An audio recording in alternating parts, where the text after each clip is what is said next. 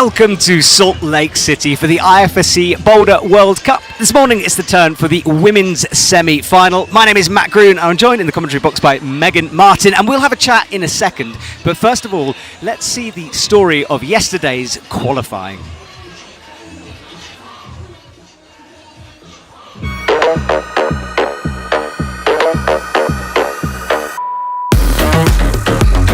Salt Lake City is a hub for USA climbing, and it's exciting for everyone to return for another round on the IFSC Boulder circuit.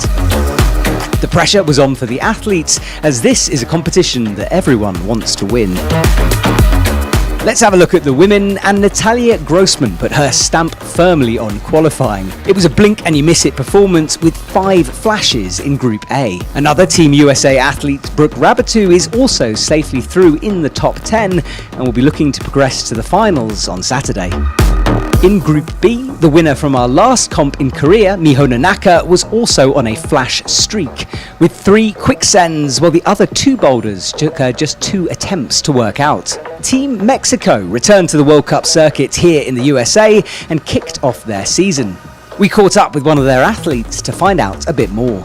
Fer, you're back on the World Cup circuit. Tough round out there. How was it for you? It was really hard, but I really enjoyed it. I'm really glad to be here, and I just love to do what I love. So Team Mexico was missing from Seoul and Japan, and it is so good to have you guys back. What's your plans for the rest of the season? Are you doing more World Cups? Yes, I'm doing all the World Cups in Europe, and the Mexican team will try to qualify for the Pan Americans. We are going to fight everything we can. Well, I can't wait to watch it. Good luck with that Olympic qualifying. It's going to be a tough fight. Thank you. Fanny Gibert has been battling for consistency this year, but a great performance here with 5 tops and 3 flashes saw her cruise through in 4th. Great Britain's Molly Thompson-Smith has overcome a horrible injury to return to the biggest stage in comp climbing. It's amazing to see you back. You didn't get through into the semi-finals, but first comp, what was it like being back on the mats? Honestly, quite scary, especially here in America where the boulders are quite high. And when I first got here, I was climbing at a local gym and I was like, I can't do this. So for me, the win is to be here 8 months on in being fit enough to compete and giving it everything on the mats. And what's the plan for the rest of the season? What's your goals? So my goal is to qualify for the Olympic qualification series next year, which means I'll hopefully do Prague and Brixen for Boulder World Cups, the rest of the lead season, and World Champs in Bern with the combined. Well, it's great to have you back for Team GB. Hope the injury continues to get better, and good luck for the rest of the season. Thank you so much. Let's have a look at our top 20. Yenya Kazbekova is on form and made it through in 3rd, and the USA have 4 athletes in the women's semis, with Kyra Condi and Annie Sanders joining Brooke and Natalia. Just missing out was Helene Genicourt. Perhaps known as more of a lead specialist, it's good to see her come so close in 21st. On to the men, and we saw lots of tops, meaning zones and flashes were all important. Jeong Won-chon is easily through into the top 10.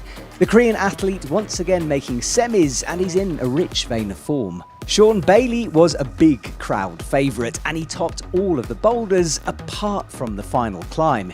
He joins his teammate Colin Duffy in the semi-finals, and we found Colin to find out about his season so far. Colin, you're in front of your home crowd, not your home city, but a home crowd. How are you feeling out there for the qualifying? I'm feeling good. The team support was definitely there in the crowd, and the round was really fun and wasn't too hot, out on the pads, which was nice, and just good vibes. How's the season going for you so far? Because a bit of a tricky start to things, hoping to pick up a bit of momentum as we move forward. Yeah, it's not been an ideal start, but felt like more myself today, and hopefully get back into it. Well, it's always great to see you climb, man. So strong as always. Good luck for the semi-finals. Thank you so much. Part of the ever-strong Japanese team was Tomoa Narasaki, who had a qualifying session full of flashes, with only boulder 3 needing more than 1 attempt. Hannes van Dyssen continues his amazing run of form. With 5 flashes, he's the man to beat going into Sunday's semi-finals, qualifying in 1st place. Boulder 3 was hard for everyone in the group, but Mikel Mawem showed us how it was done with a brilliant flash, securing his place in the next round. So finally, the results for the men. Nimrod Marcus had a strong round for Israel and got through in third, while his teammate Alex Kazanov is also safe. The Japanese prodigy Surato Anruku continues to show the Japanese selectors why he should be picked and will climb again. The USA had a strong round, as did Great Britain, with Hamish MacArthur and Toby Roberts inside of the top 15. Well, that was the story of yesterday, and we're immediately underway. And I should take this moment to say hello to Megan properly. How you doing, Megan? I'm great. How are you? I'm so excited to be here. It is great to be here with you, especially. I think I've watched this comp so many times, never actually spoken on it. But Katja Debovec is underway, the first woman out. And if you are new to climbing, well, the rules are pretty simple. You start at the bottom, you finish at the top. You can see that top hold with the green what's called tape on it. The athletes have to match that, and Katja is pretty close to doing it, but a foot bobble. I was going to say she's reading this boulder so well, doing exactly what she needed to do, just kind of lost her balance there. It's kind of cool because that position actually looks a little more secure than it is clearly, and it almost looked like she wanted to just bypass the left-hand hold and go to the top, but I think you probably want to use it just for more security. But it'll be fun for you viewers to see the opening moves on this boulder because they're pretty exciting. Yeah, it's a tenuous start for the women on slab number 1. And Megan, we had a look down on the mats at the boulders this morning. Yes. The route setters have tweaked them a little bit, and I think generally we think the qualifying was a bit too easy yesterday.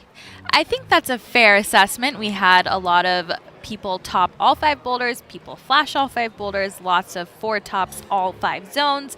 So a high topping round like that, you would generally say is maybe a little easy, but at the same time, it does test the athletes in terms of their efficiency. And I think what's really cool is like halfway through that round, they kind of got the sense that, oh gosh, I need to do all these boulders. So to be able to mentally be able to handle that is impressive as well.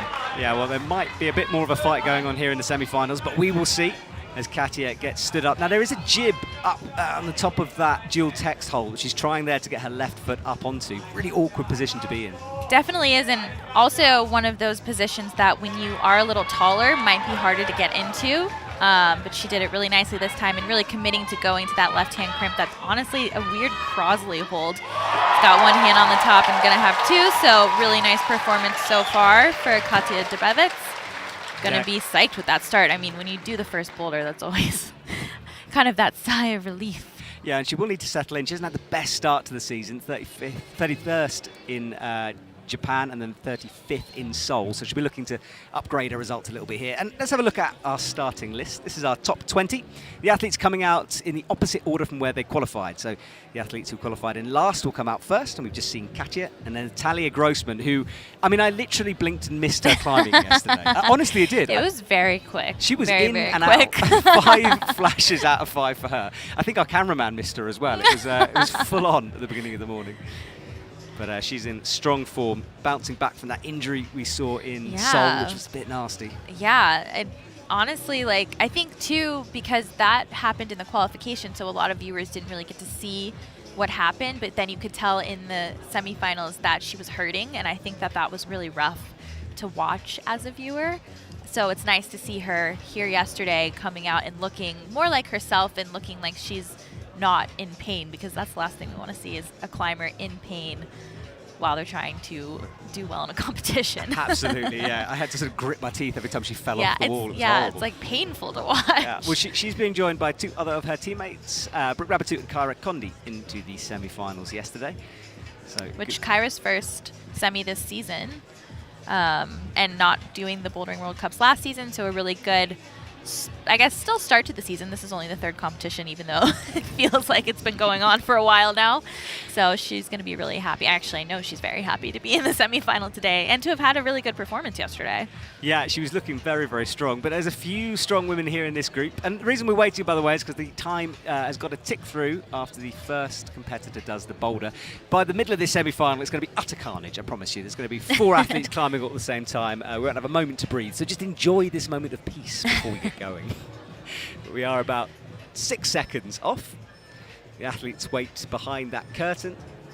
And we'll see our next athlete out, who is Mio Oyagi from Japan.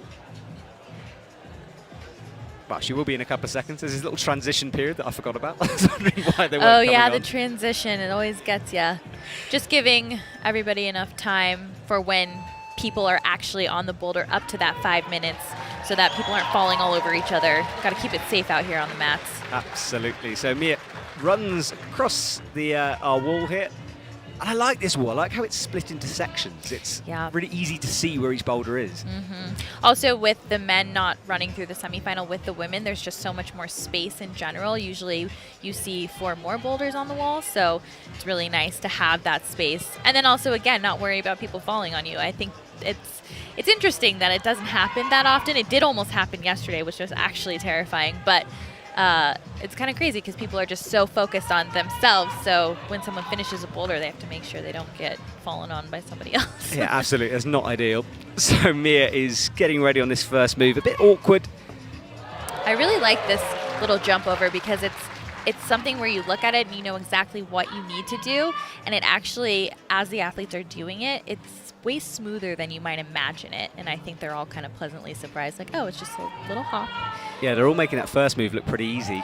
Choosing to just use that heel hook there instead of getting her foot up.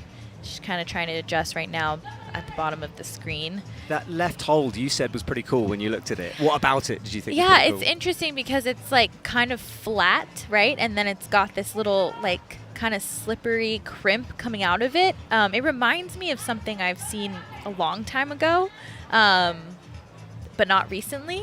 So it's just like an odd like hold that is not terrible, but definitely not as good as you want it to be. I quite like it. It looks like old school crimping. Exactly, yeah. I guess that's where I was trying to go with that. But you see how she had her heel hook there first instead of trying to stand up onto the jib that is on top of that zone hold, which is what we saw Katya do. It puts you in a better position for later. Like she got into the hold well, but she wasn't able to kind of get out of it because she was kind of stuck with that heel hook. So we'll see how she adjusts on her next attempt. Yeah, she's got time. Come up to 3 minutes on the clock. The athletes have to complete the boulder within that time limit. So we get some buzzer beater moments sometimes in finals and semi-finals, which is always exciting. Very exciting, especially on a boulder like this, right? Because you can kind of, there's not a lot of moves actually, so people can get on at 30 seconds and have enough time to finish it, sometimes even like 20, and that's when you would have that buzzer beater moment. It's quite nice starting off with a slab-like boulder, but it not being uber techy. You know, there's one way through it. And Mia now is going to bring that left foot. She's got the heel in once more. Going back to it. And again, it's just like a little off balance here. I mean, I think there's a way to do it, and it looks like she's gonna figure it out this time. A nice little toe hook there to kind of offset the balance and try to get that foot up, but then her hand is just really in her way. Yeah, close up of the hold, but you can really only see her hand. Yeah, you can see that right foot. It's kind of not really on end. She's almost jamming it into the space. Ooh, that was good. She's made the swap. She's been up there for a long time. Oh, now she's actually in a better position because she's on the volume, so she might be able to get her foot up. Yeah, palming down on top of that volume. There's not a lot there, and it's been blocked by the root setters, so they can't crimp it. And what's unfortunate about this method is I think it's actually a lot more difficult than what they're really wanting you to do, which is kind of get that foot up onto that jib before going to the other hold. But that's that kind of situation where you get sucked in because, oh, I can place my heel here and I can touch the next hold. It seems like that's what I want to do. But I'm interested to see if, because she's gotten stuck now twice, if she'll think maybe I want to get my foot up first, even though you might be a little off balance for a second. Once you stabilize it, you're in a much better position to actually finish the boulder. Yeah, it's going to be tricky for her. 1 minute 10 on the clock. I mean, if she changes her method now, she's going to pretty much have to commit to that method for this attempt, and she's taking a long time to rest. So let's see what Mia does. Will she change things up, try to bring that left foot up? She's got a minute left. A little run and jump start up to the first hold. Oh, just holds the toe hook. It's a nice little flowy jump here. It's just a fun little hop. I love it. This is the move that's causing her problems. So she's standing up. That's okay on the volume. Reach up to the old school crimp. Right back to the heel. Yeah, I think she's committing to that original method, isn't she? Not to say it is not impossible. It's just it's a little more involved than what we saw Katya do. Yeah, she. Oh, that's a looks better a little better position that now, time. yeah. Oh, there we go. Very nice. Well worked out from Mia. She gets underway. 18 seconds left. 80, yes, actually turns out quite a lot of time at the end of it. Right, well, Mia figures it out. Good to see. Also fun for us because now we've seen it done in 2 different iterations. Yeah, I don't mind a slab when if everyone falls off a slab, it can be quite boring to watch. When everyone's falling off a slab in different ways, It's a little more that's exciting. good. Yeah. Totally agree. Well, that is our audience who've packed into the stadium here, into the park, enjoying a morning's climbing. Getting ready for that next athlete to come out. Oh, and 2 athletes, right? Because now we're into the next part. We have a woman on number 1 and on number 2. Yeah, Madison Fisher comes out for the first time, and we see the return of Katja Debovitz onto the stage. Yeah, this is how our semi-final works. So it builds up. Very soon we'll have 4 athletes competing, and then when we get to the end of the competition, at some point Natalia will be all by herself out there in the mats, in the spotlight. The spotlight of the sun. Yes, and it is pretty warm. The audience is under the hot sun, but the athletes are sheltered by this enormous roof over the wall, which is good to see in terms of protection. But it's certainly a hot day here in Salt Lake City. Madison trying to get set up. I believe this is her first semifinal too. So, and honestly, this competition might have had fewer participants coming into the qualification, but all of the top athletes are here. So a very stacked competition nonetheless. So to make it into the semifinal at this competition is quite the feat. So congratulations for this being her first one. That's incredible. Yeah, the whole level of the field is so high this year. And we are, as you said, missing a few athletes. Hannah Moore, for example, Stasha Geo, Jessie Piltz, and Janja Garnbret still injured. So if you're wondering where those people are, they're mostly training lead climbing in European gyms. Not a bad idea. Those World Cups are starting soon as Katja is getting into kind of the thick of this boulder here. We've seen these volumes before. Yeah, yesterday caused some problems, but also we saw them in Japan, and we have a debate about what to call them. I started off with calling them sausage, and then someone suggested tuna, so we'll figure it out by the end of today. I kind of like tuna, and I really like this part of the boulder. Now she's going to have to kind of figure out how to get up onto this volume. I think one of the route setters referred to it as kind of coconut tree climbing. And then committing to this finish hold, a little slip there. She might have to commit to squeezing that volume a bit more to get into a better position as Madison is just trying to find out the beta there. She's on the right track. Yeah, she needs to move a little over to the left and catch it falling off the feet. Now, the feet on that women's boulder 2 are very bad, the 2 jibs. The left yellow, you'll see in a minute, especially, is dual text and tiny. So Madison stands there while the brushers get to work, and I don't know if you caught some of the shots from the qualifying. It was described as a wave of brushers that entered whenever the round finished. It was incredible. And honestly, I felt like they moved as one, which was kind of cool. It was like this kind of spectacle to watch, honestly. And thank you to the brushers. As athletes, you want your holds as fresh as possible, so having that many brushers here at the competition is great for all these athletes to be able to perform at the tip-top level. Absolutely. There are lots of volunteers here, and thank you to USA Climbing for sorting things out here on the ground. It's been a good comp so far, and it is a packed couple of days. It's the women's semi-final today, women's final this evening, followed by the women's speed final, and then tomorrow we do the same thing again, but for the men. So that's the schedule. Quite packed indeed. It really is, isn't it? That's a lot of talking. It is. But it's okay. We're prepared. Yes, we're apparently professionals. Apparently. Right. Madison runs up and misses the toe hook. Which only harm in the sense that that's an attempt, but doesn't take too much energy, luckily. I think it's going to be interesting for the speed climbers having the qualification and the final on the same day. A big swing from Madison. Now, she was a bit too far to the right before. She needs to turn her body a little into that volume. It's a little better setup. Oh, going to go with the heel, which, again, we know works. It's just a little complicated to get out of, so we'll see if she can. She's in a nice position, actually, immediately. We saw Mia take a little more time to find a way. I do feel like if her hand was flipped the other way, it would be a little bit better to get out of. Yeah, she's got to move that hand out so she can stand up. She's clearing the hold, but it's hard to press. She's got the left hand really good. It looks like she's very confident on it. Oh, just slipping on that slippery part of the dual text hold right there at the last second. All right, Katja comes to the left. That left foot hold is the one I was talking about, the bad one. Brings the right foot up to another bad hold. You know, I really love with those volumes too. We've seen in a few competitions now, like you think you want a knee bar to make it easier to get around, but it never actually is the easier way to get around. And I think that's kind of cool how it's working out that way. Absolutely. Well, Katya leaves, 17 seconds to go. Athletes don't have to use all the time, and sometimes they realize the boulder's not going to go and they go back for a bit of a rest.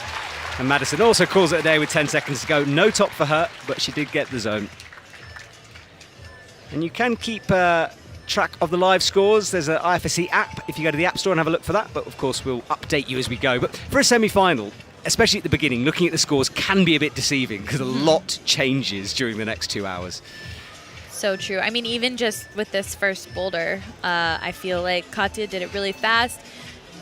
Mia did it as well, but took a little longer, and now we've seen Madison come and not do it. And that's, again, back to semifinals. You place the people coming out first, place the lowest coming into the semifinal, but it doesn't mean anything necessarily, right? You could be in 20th and make the final. Yes, and we've seen it happen Yeah, so many times. Yeah. Honestly, coming in 20th is the best. There's no pressure. You're just like a new day, and you get to come out first. Every move you make, the crowd's excited about it. So it takes away an element of pressure, and I think for that 20th person, especially if they've experienced a final before, it's even better, right? Because they know that they can get into a final. They've done it before, and now they can come into the semis with a little less pressure. Yeah, I think it's a very good point, because especially considering our last comp in Korea, we had the rain delays and the final was a semi-final. We did see this situation where there felt like a bit less pressure because there was more athletes on the stage, they had longer time limits, it was a very different final. And psychologically, it kind of changed things a little bit. So Mia is on women's 2, and then Johanna Faber is out on women's 1 on the right of your screen. Mia taking a second to brush the holds a bit. Now we do have the brushers come out and brush everything, but the athletes can grab brushes that are on the mats and use them themselves. They just can't use their own brush. Fun little rule. Our rules. So Johanna gets stood up. We'll pop over to the left. This fun jump move. Nicely done. Very smooth, and just needs to figure out how she wants to approach this rock up move. If she's going to do the heel hook or try to step up onto that jib on the zone hold. Looks like she's going to, or just go, actually. Watch that left foot. It's right on the borderline. Woo. On that no-tech surface. Little barn door there. Yeah, she grabbed a rib there. I think it's one of those moves where you're kind of, it's so intercostal muscle. You're pressing with every part of your body. And it can sometimes feel wrong and painful. Sounds like every time I go climbing. I know, sometimes positions are like not great for the body, that's for sure. Yeah, exactly. Well, Mia is having a long look at her boulder. She now gets underway, wrestling the tuner. And they are good, those tuner holds, especially towards the back, but it's just, again, thuggy and awkward. Very thuggy, yeah. And it's more about, it's not about being on them, it's like getting off of them, I feel like, is really the test there. Just missing that little hold on the arete, which we didn't even see at first when we first walked over to it. Yeah, that Gaston thing, potentially. Johanna just messing up the start there a little bit, but one of those very learned moves. Sometimes you don't hit it exactly right, but your body will remember it and easy to get back on.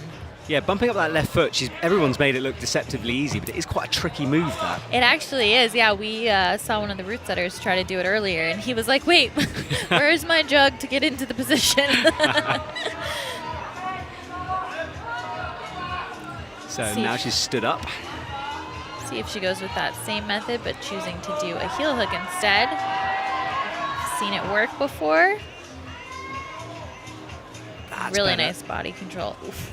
Everyone's trying to put that right foot in, and it looks like it should go, but I think it's just slightly too flared. I was gonna say for it to work. turned enough that you can't really stand in it, but she's in such a precarious position right now. Actually, she keeps looking like she's gonna be in a good spot to get that foot up, but it's hard because that left hand, it's good, but it's just not good enough to kind of let go and put your foot up. So they're really forced to keep the tension between both hands and lift that leg up into that small little box. So mobility is really important there. Yeah, and you can see her shaking out that left hand when she came down. It's Also, physical. It probably bites a lot. Yeah, it's sharp. Right, so Mia, snatching up the tune, and that's the right so hand close. we said. That's hard to see. That's a little jib on the side of the wall. And she's just kind of not getting her lower body up high enough to really pop into that and have enough opposition to hold it. So if she can just kind of fix that. So Johanna again with these with the first moves, and needs to work out her feet a little better. Needs to commit with 28 seconds to go to one of those methods. Up with the left hand once more.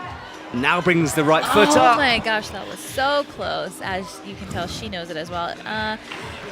I was going to say, if she got back on, this would be one of those buzzer beater moments, but probably a better move.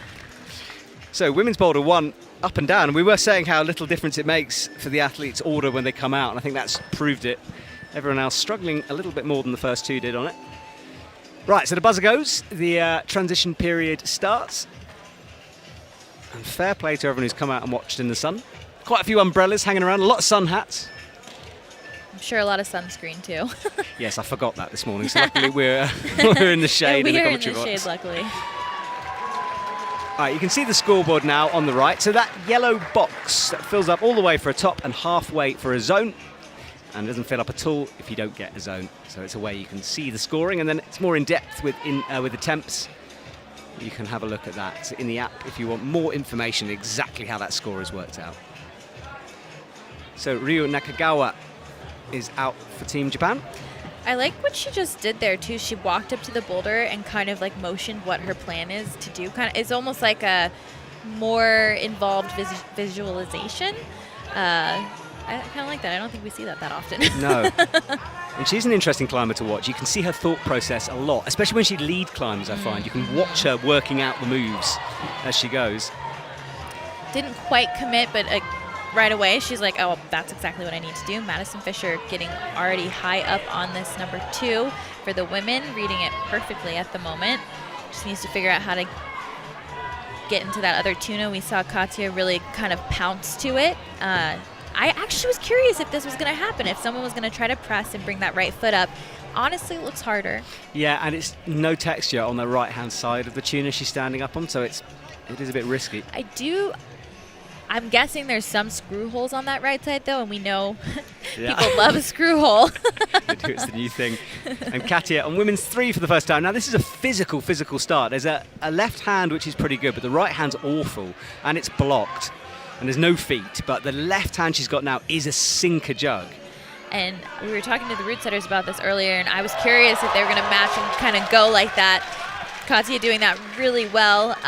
They were saying not as easy as the method that they were kind of doing, which was swinging the feet over first. But again, especially when you're in a competition and you have like 4 to 5 minutes on the clock, you just make decisions and you have to commit to them, and there's that adrenaline too. So what they're testing in the route setting is not always what's going to happen out here. Yeah, and it's 2 physical boulders in a row with women's 2 and 3. Power endurance for women's 3 all the way to the top. And then women's 4, which we haven't seen yet, is another slab. More a slabby slab, and that's coming up in a couple of minutes. And although women's number 2 is still pretty powerful, it is on an angle that's a little more friendly. So the number 3 is really the only true like overhanging angle, which is honestly kind of nice in terms of a semifinal round. Because sometimes you can get a couple seriously overhanging powerful boulders, which really just zap you. Yeah, and then you've got to kind of recover, get some skin back for the finals tonight, of course. Oh, the skin. The skin is always a problem. Well, Madison is taking a sit down. Everyone, in fact, is resting at the moment, apart from Ryu, who is on women's number 1. That's Katya looking up at women's 3. Shaking up that left hand. And you'll definitely see her resting more for number 3 because of that angle, and then also the boulder itself being so powerful and kind of thuggy in terms of how much power you need for it. Ryu getting up onto women's number 1. See which method she chooses. It looks like she's going to go with the heel hook. Yeah, locks in that left heel, stretches it up. It's Ooh, just no so hands. tempting, that heel hook, because you know it's going to be secure, but it's like you can't foresee. But she's almost tall enough to... Well, yeah, but I say span it all the way to the top. But actually, looked like she was trying to figure out how to stand up now on top of it, but kind of hard to get out of that position. Madison back to where we've seen her before. Let's see if she can figure out how to get to that second tuna. Yeah, she's got 2 zones so far. Still going with more of a static method rather than just kind of punching to it. see if she changes her mind here. Just turning that right shoulder, pressing wow. into the wall. So close. Also, the walls where they are painted in that blue area, there is a lot of paint there. So even if she were to get that foot up, it would be very hard to stand on the paint if she can't get to the hold. Yeah, Madison left very, very early there, and actually slightly so limping off the stage. So hopefully she's all right. And Katya launches herself into this jug. Nice. That is really exciting the way she's doing this move. Now, last time from the zone, she tried to cross to the pinch. I feel like maybe you could bump. It might be really spanny though, so we'll have to see if she's going back to the white pinch. Yeah, Just not enough power there. It's a good white pinch that, but yeah, you're right. She didn't have the power to go right and then into it with the left. 9 seconds to go. Can Ryu work this move out? She's going to have to be quick. Ooh. 5 seconds, it's not going to be enough time. Oh, good effort though. Yeah, very good effort. So the round is done. Athletes leave once more. And next up is Futaba Ito, who will be on the stage for the first time. Athlete number 7 out of 20 that we'll see competing here. Can't believe we're already this far in. I know, it's a speedy one, isn't it? Well, we talk about a long broadcast today, but actually it will be over quite quick because we've just got the women's final and then just the women's speed final. So 30 minutes and we'll be done. Because often, there is a women's or men's boulder final and then followed by whichever gender goes second. So that is actually way shorter than normal. So I said Futaba Ito was out next. Actually, Roxana Weiland from Germany. Futaba coming out in a second. And Johanna is on women's 2. Good zone from her on the first boulder. And Roxana has been in semis before, but not in a bit, which is always interesting because if you've seen her climb, she's extremely strong. So it's one of those things where somehow it's just not clicking in the competition sometimes. So it's really cool to see her in the semifinal here today. And Mia also doing the same method as Katya and making it look really easy as well. Yeah, she is. She's now going to try to bring that left hand up onto the white perhaps, because she's matching that bad sloper at the moment. And she'll need to catch the zone with the right and maybe flick the left into that white hold. There she is, the bump. Very controlled. She's looking good. Look how straight that left arm is as well. It's going to definitely need a little more pop to get up into that pinch. The way she went to it, though, gives her the possibility to be able to kind of hang low on it and not have to engage so much. If you hit it higher in the middle, you're definitely going to have to engage more. So a tactical move for sure to maybe conserve energy. Yeah, I'll be interested to see how she figures that sequence out. Roxana is trying to work her boulder out as well, holding that enormous brush, just hands on her hips as she stares up at the zone hold. As is Johanna. In fact, everyone just resting at the moment. Clock is ticking down, 3 minutes. It's also interesting because boulder number 2, though there aren't a lot of holds on the wall, you do end up doing more movements because there's a lot of shuffling and changes of body position and matching. So sometimes when you're on a boulder like that, even though there's technically not that many holds, there's still a lot of movement to remember. So I think taking that extra time on the mat is a smart move. And obviously Johanna is a very seasoned competitor. So great decision making from her. Yeah, she comes up to the right-hand Gaston, crimps it into the left-hand crimp, and then she's going to bump into that tuner with a heel hook. Nice. And now watch the feet, as Megan said, a lot of footwork going on here. She brings the right through, has to match, and then that left foot is terrible she's trying to stand on. Let's see if she can figure out how to shuffle up into here a bit more. We saw Katya kind of try to go from here, but I think you want to commit to kind of squeezing a bit more. I think the problem is when you hit that finishing hold, it's because that foot is so bad, you just slip immediately. Whereas if you kind of get all points on the volume, you might be more secure. Roxana looking really good here. Just needs to figure out how to get out of that heel hook, like we've seen a lot of the women kind of struggle with. Yeah, it holds you really nicely, but you can't really move on it. Locks off that left crimp, and she will try to press down with her palm on that jib. Needs to leave room for her foot, though. Looking like she's leaving room in the right way. Yeah, she's displayed her fingers. Very that was smart. nice. And once you've got that right foot, it's just a move up. She matches, and that'll be another top. It's been a while since we've seen one of those on that slab. Yeah, I love the celebration too. So Roxana leaves with a minute to go.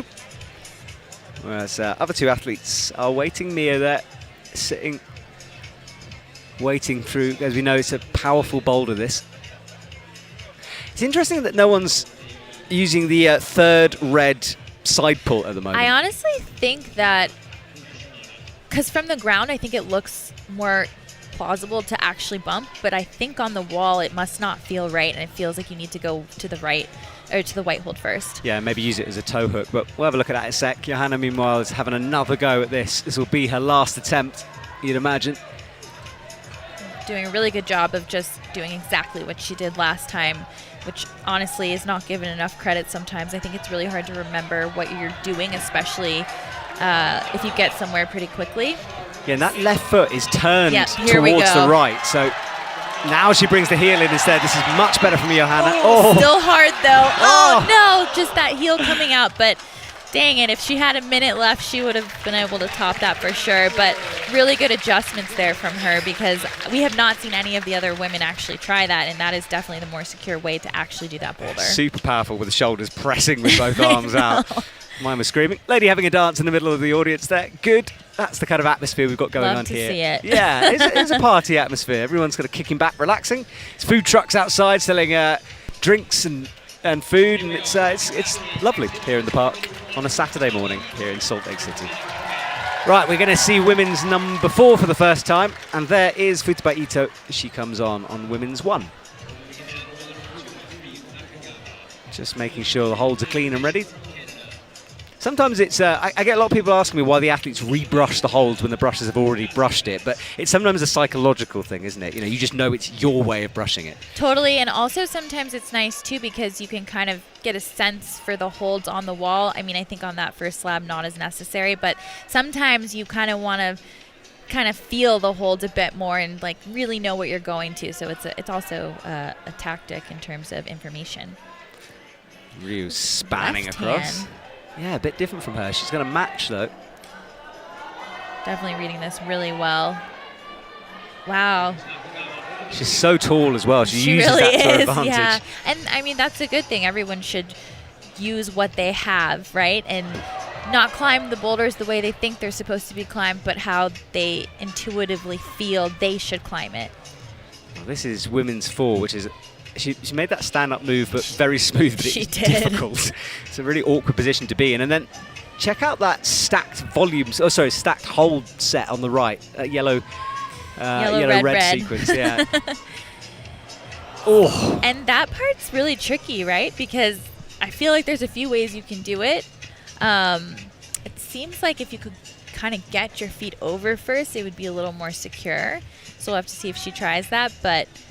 I do kind of love those movements where you kind of have to lean, and then if the one position you were going for doesn't work, you can almost save yourself, as we saw Katya do. You can sort of fall into the move and be like, oh, I'm here. Yeah. Oh, this is what they wanted. Okay. Yes, there we go.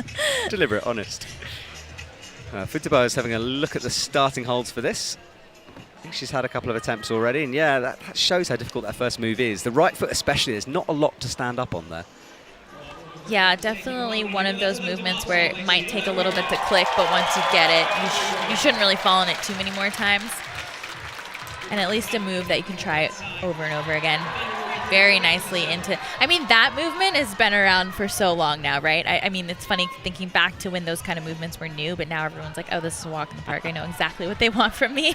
Yeah, it's instinctual at this point, isn't it? Yeah. But she's got that left heel locked in, but as we know, this can be a bit of a deceiving move doing it like this. It's easy to stand up in that position, but moving off it is tricky.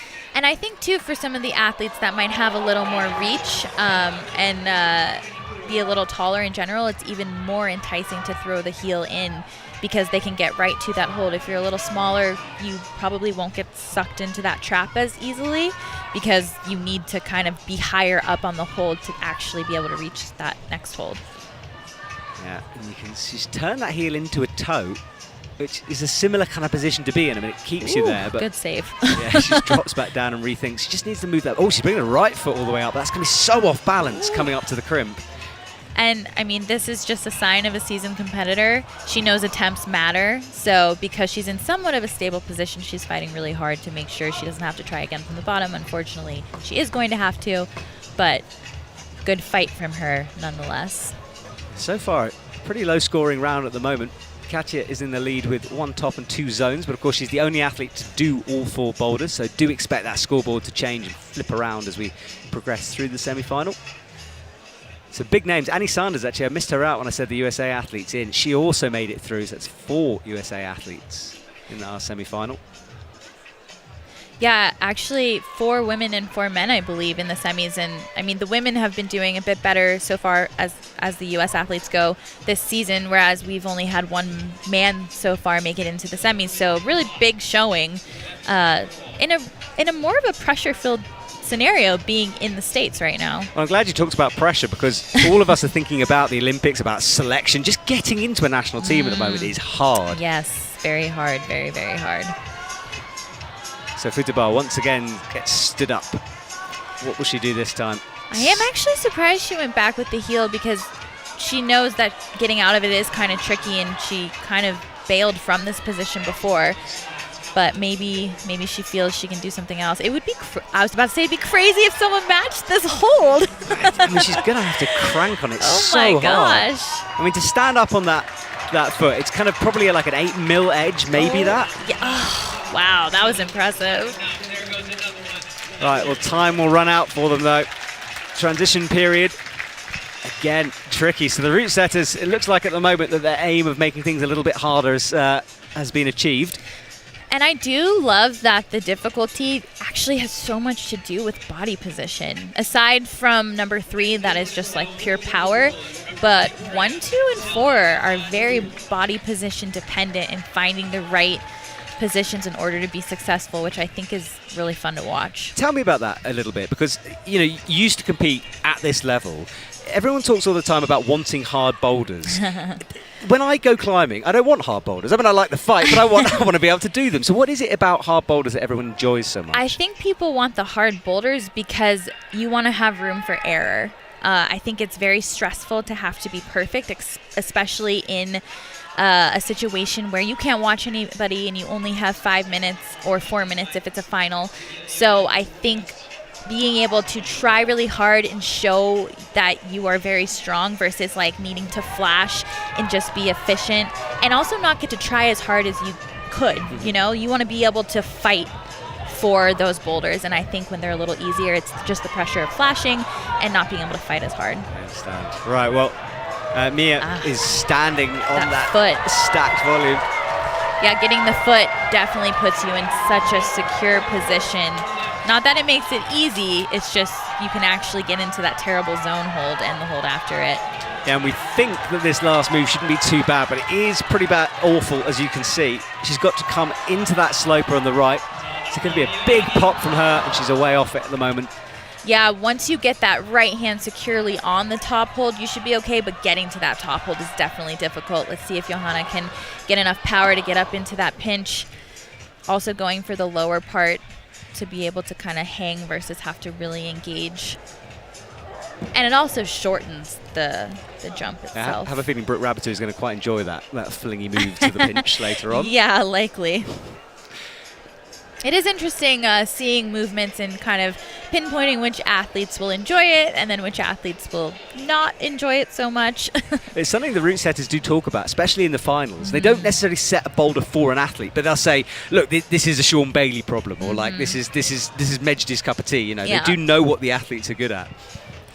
Mejdi's cup As of they tea. should. Mejdi's cup of tea. Very English phrase to a Frenchman it there. also sounds like it could be a good business venture for him. There we go. I'll let him know. I mean, if he likes tea, I don't even know. Yeah, I He's have kind of young. no He idea. might not really be into tea. I'll have a word. Actually, he's not here this Yeah, I weekend, was so going to say, can't. he didn't come to this one. No. Yeah, a few athletes are missing, as we said earlier on, deciding to train for the upcoming lead season instead of coming out here. Selma from the French team is out on her first boulder. Such a strong French team. Yes, very this year. strong. Crazy, crazy. Just, as I said, just getting into that team is an achievement. I'll say. Yeah. Reading this really well, going with that heel hook method. And again, honestly, if you're super comfortable on your feet and like finding those body positions, and also very good at crimping. I can see why you'd want to do the heel and then just step up. I mean, Selma's making this look extremely easy. Well, I think what the heel does allow you to do is to reach that left hand Yeah. and then adjust the feet. Exactly. That's exactly what she did. But it's being comfortable in that adjustment position, and we've seen a lot of the athletes just kind of not be that comfortable once they get there. And I mean, I believe Selma is a little bit shorter than some of the athletes we've seen come out too, so actually being able to get the foot up there might be a little more comfortable for her. I mean, if your legs are longer there, it's easy for your knees to push your midsection out, which would make it harder to stay balanced on that terrible foot there. Yeah, she's 166 centimeters tall. I don't know what that means. No, at I all. don't either. I'm so glad you said that. I work in feet, okay? Yeah, we don't. The metric system didn't really catch on here. I remember trying to learn it. It was a disaster for me. I was a pole vaulter, and we do everything in meters. And I mean, I kind of understood at that point, and I was like, at this point now, I have no idea. I'm glad you said that. I'm equally lost, but I'll quote it as a stat anyway. So Roxana, with 46 seconds to go, is looking a bit frustrated. And Johanna is on women's 3, and then we switch over to Mia on the slab. Now, I read this move as like a fall into the one next to the zone. That's like, so from this position to kind of like fall into that. But I think if you're, I mean, you definitely can, but when you go feet first here like that, like Mia is doing, you are in a position to where you can make it less of a fall. Like, she still has to a little bit here, but you're more on your feet. But then again, it comes back to being comfortable walking those feet out. Not everybody is comfortable in that position. So let's see if she can pop up high enough to get control with that right hand, which should hopefully make it easier to get the top. But that right foot is actually really bad too. Yeah, it kept slipping. It's twice now. It's slipped as she went for the move. Well, Roxanne looks down at the judges just to get confirmation. The athletes do like to check and make sure what they did tallies what the judges think they did. As we transition, and we will see Annie Sanders come out next. Now, officially you'll see Annie Sanders' name as Anastasia, but she doesn't like to be called that, much prefers Annie, so that's what we're going to do. I don't know if I've heard anyone call her that. No. There you go. That's the official name, but we'll ignore that. And Annie having a great result in Seoul. Interesting though, right? Because there wasn't a final. It's weird she ended up in what would be a final spot, right? But that wasn't it's hard, right? Because it would be her first final, but it was still a semifinal. So I'm sure she's hoping to make it into the final here, and clearly she knows she's capable of it. Yeah, and for people in the know, they've been watching Annie coming for quite a long time. Yes. So Madison will finish up her comp on this slab. Looked frustrated when she came off women's 3, so hopefully she's gone back and picked herself up a little bit in the ISO area. Reading this one nicely as well. So actually it was interesting because when we were talking to the route setters earlier, they said this was the only boulder that hadn't been turned up a bit, right? Yeah, you're right. Because it was kind of already hard enough, especially with kind of generating for this final move here off of a really precarious foothold into quite a slopey finishing hold. So let's see if Madison can figure it out. Crimping the back of that volume so hard with the right hand. Getting onto the right side of this, I think, puts her in a better position, actually. Yeah, this is good climbing from Madison. I think her flash So attempts as controlled. well. Oh, definitely the method that looks the most secure. Kind of looks like if she got to the right of that hold a bit more, she would have more opposition and be able to hold it a bit better. Annie kind of setting up for this little jump here. Now, Annie doesn't love a jump, but knows how to do them. Just kind of maybe, I mean, not to say that that way won't work. We haven't seen it done that way, but maybe misreading it just a tiny bit there. Well, there's our split screen setup, so you can keep up to date with how all the athletes are doing. And at the moment, everyone is just resting, looking, resetting. Annie on the left, Madison on the right of your screen. I was in the same gym as Annie the other day, and her mum was trying to drag her away from climbing. She just was doing every single boulder she could see in a sort of rotation. I get that, especially, I mean, she's so young still and has more energy than probably most people. Yes. And climbers, like when we walk into a gym that we haven't been in, we want to climb everything. So I get it. And, you know, her mom's super smart and probably made the right decision just because, Yes. you know, she needs to have energy for these rounds of competition. Exactly. Well, there she is, just 15. There we go. That nice little inside flag there to make that dynamic move a little more static. which is something she's really good at figuring out because, again, she doesn't love to jump, so if she can figure out a way to make it a little more static, she's more comfortable. She really likes to be in control, and everybody does, but not everybody is capable of always being in control, but she has more endurance than most people I've ever seen in my life, so she can kind of get away with doing that. Well, look how comfortable she looks with that left foot locked in. And as we know, that heel is a good method to get into the left hand, but she does need to change things up. Now, she is generally very comfortable on her feet, so I could see her not struggling too much with getting out of this position. Tiptoeing her way around that bottom volume. Now brings Lots the right of foot mobility. up. She should be okay from here, you'd imagine. Stands up. One hand on the top, needs to match it, and does. Nice. You can see the crowd really going wild for the first U.S. competitor coming out onto the mats and starting with the top. Yeah, just 5 attempts needed from Annie. She leaves. So let's turn our attention now to Madison. She worked this sequence out, goes up statically. Nice. And now it shouldn't be too bad. Nicely done. You saw how she kind of dragged her arm over to the right a bit more to get farther to the right on the finish. It was really smart adjustment there. Yeah, good way for her to finish the comp. So 1 top and 3 zones for Madison. Great first semifinal for her. Really good shot. I mean, that bumps her up into first place right now. I mean, obviously we have a lot of climbers to go still, but hey, some people never experience being in first in a semi for any moment, so unless you're the first competitor out. That is true, yeah. Well, Futaba Ito is resting on women's 2. Had a few attempts of that. 35 seconds. She's going to have to get cracking on this actually if she wants to get it done in time. Still a boulder that, even though there's a lot of movements, you could still climb quickly, but you have to be very confident. Though Futaba has had a lot of buzzer beaters in her past, so I feel like she's comfortable with that pressure. Kind of undershoots that hold a little bit there, though. Yeah, I think to rest for that long, she was definitely feeling it. We see a big full from Ryu. Dry fire there, I feel like, with the left hand. Kind of explosive off of the wall. Yeah, no one topping out women's 3 yet. And actually no one topping out women's 2 either. So yeah, women's 3 is very hard. It is, yeah. I mean, I did think it looked difficult when I looked at these boulders. And as we know, as we said, the route setters have changed it to adjust for yesterday's flash fest that we saw out on the mats. Right, for the first time, Zilu Lao comes out for China.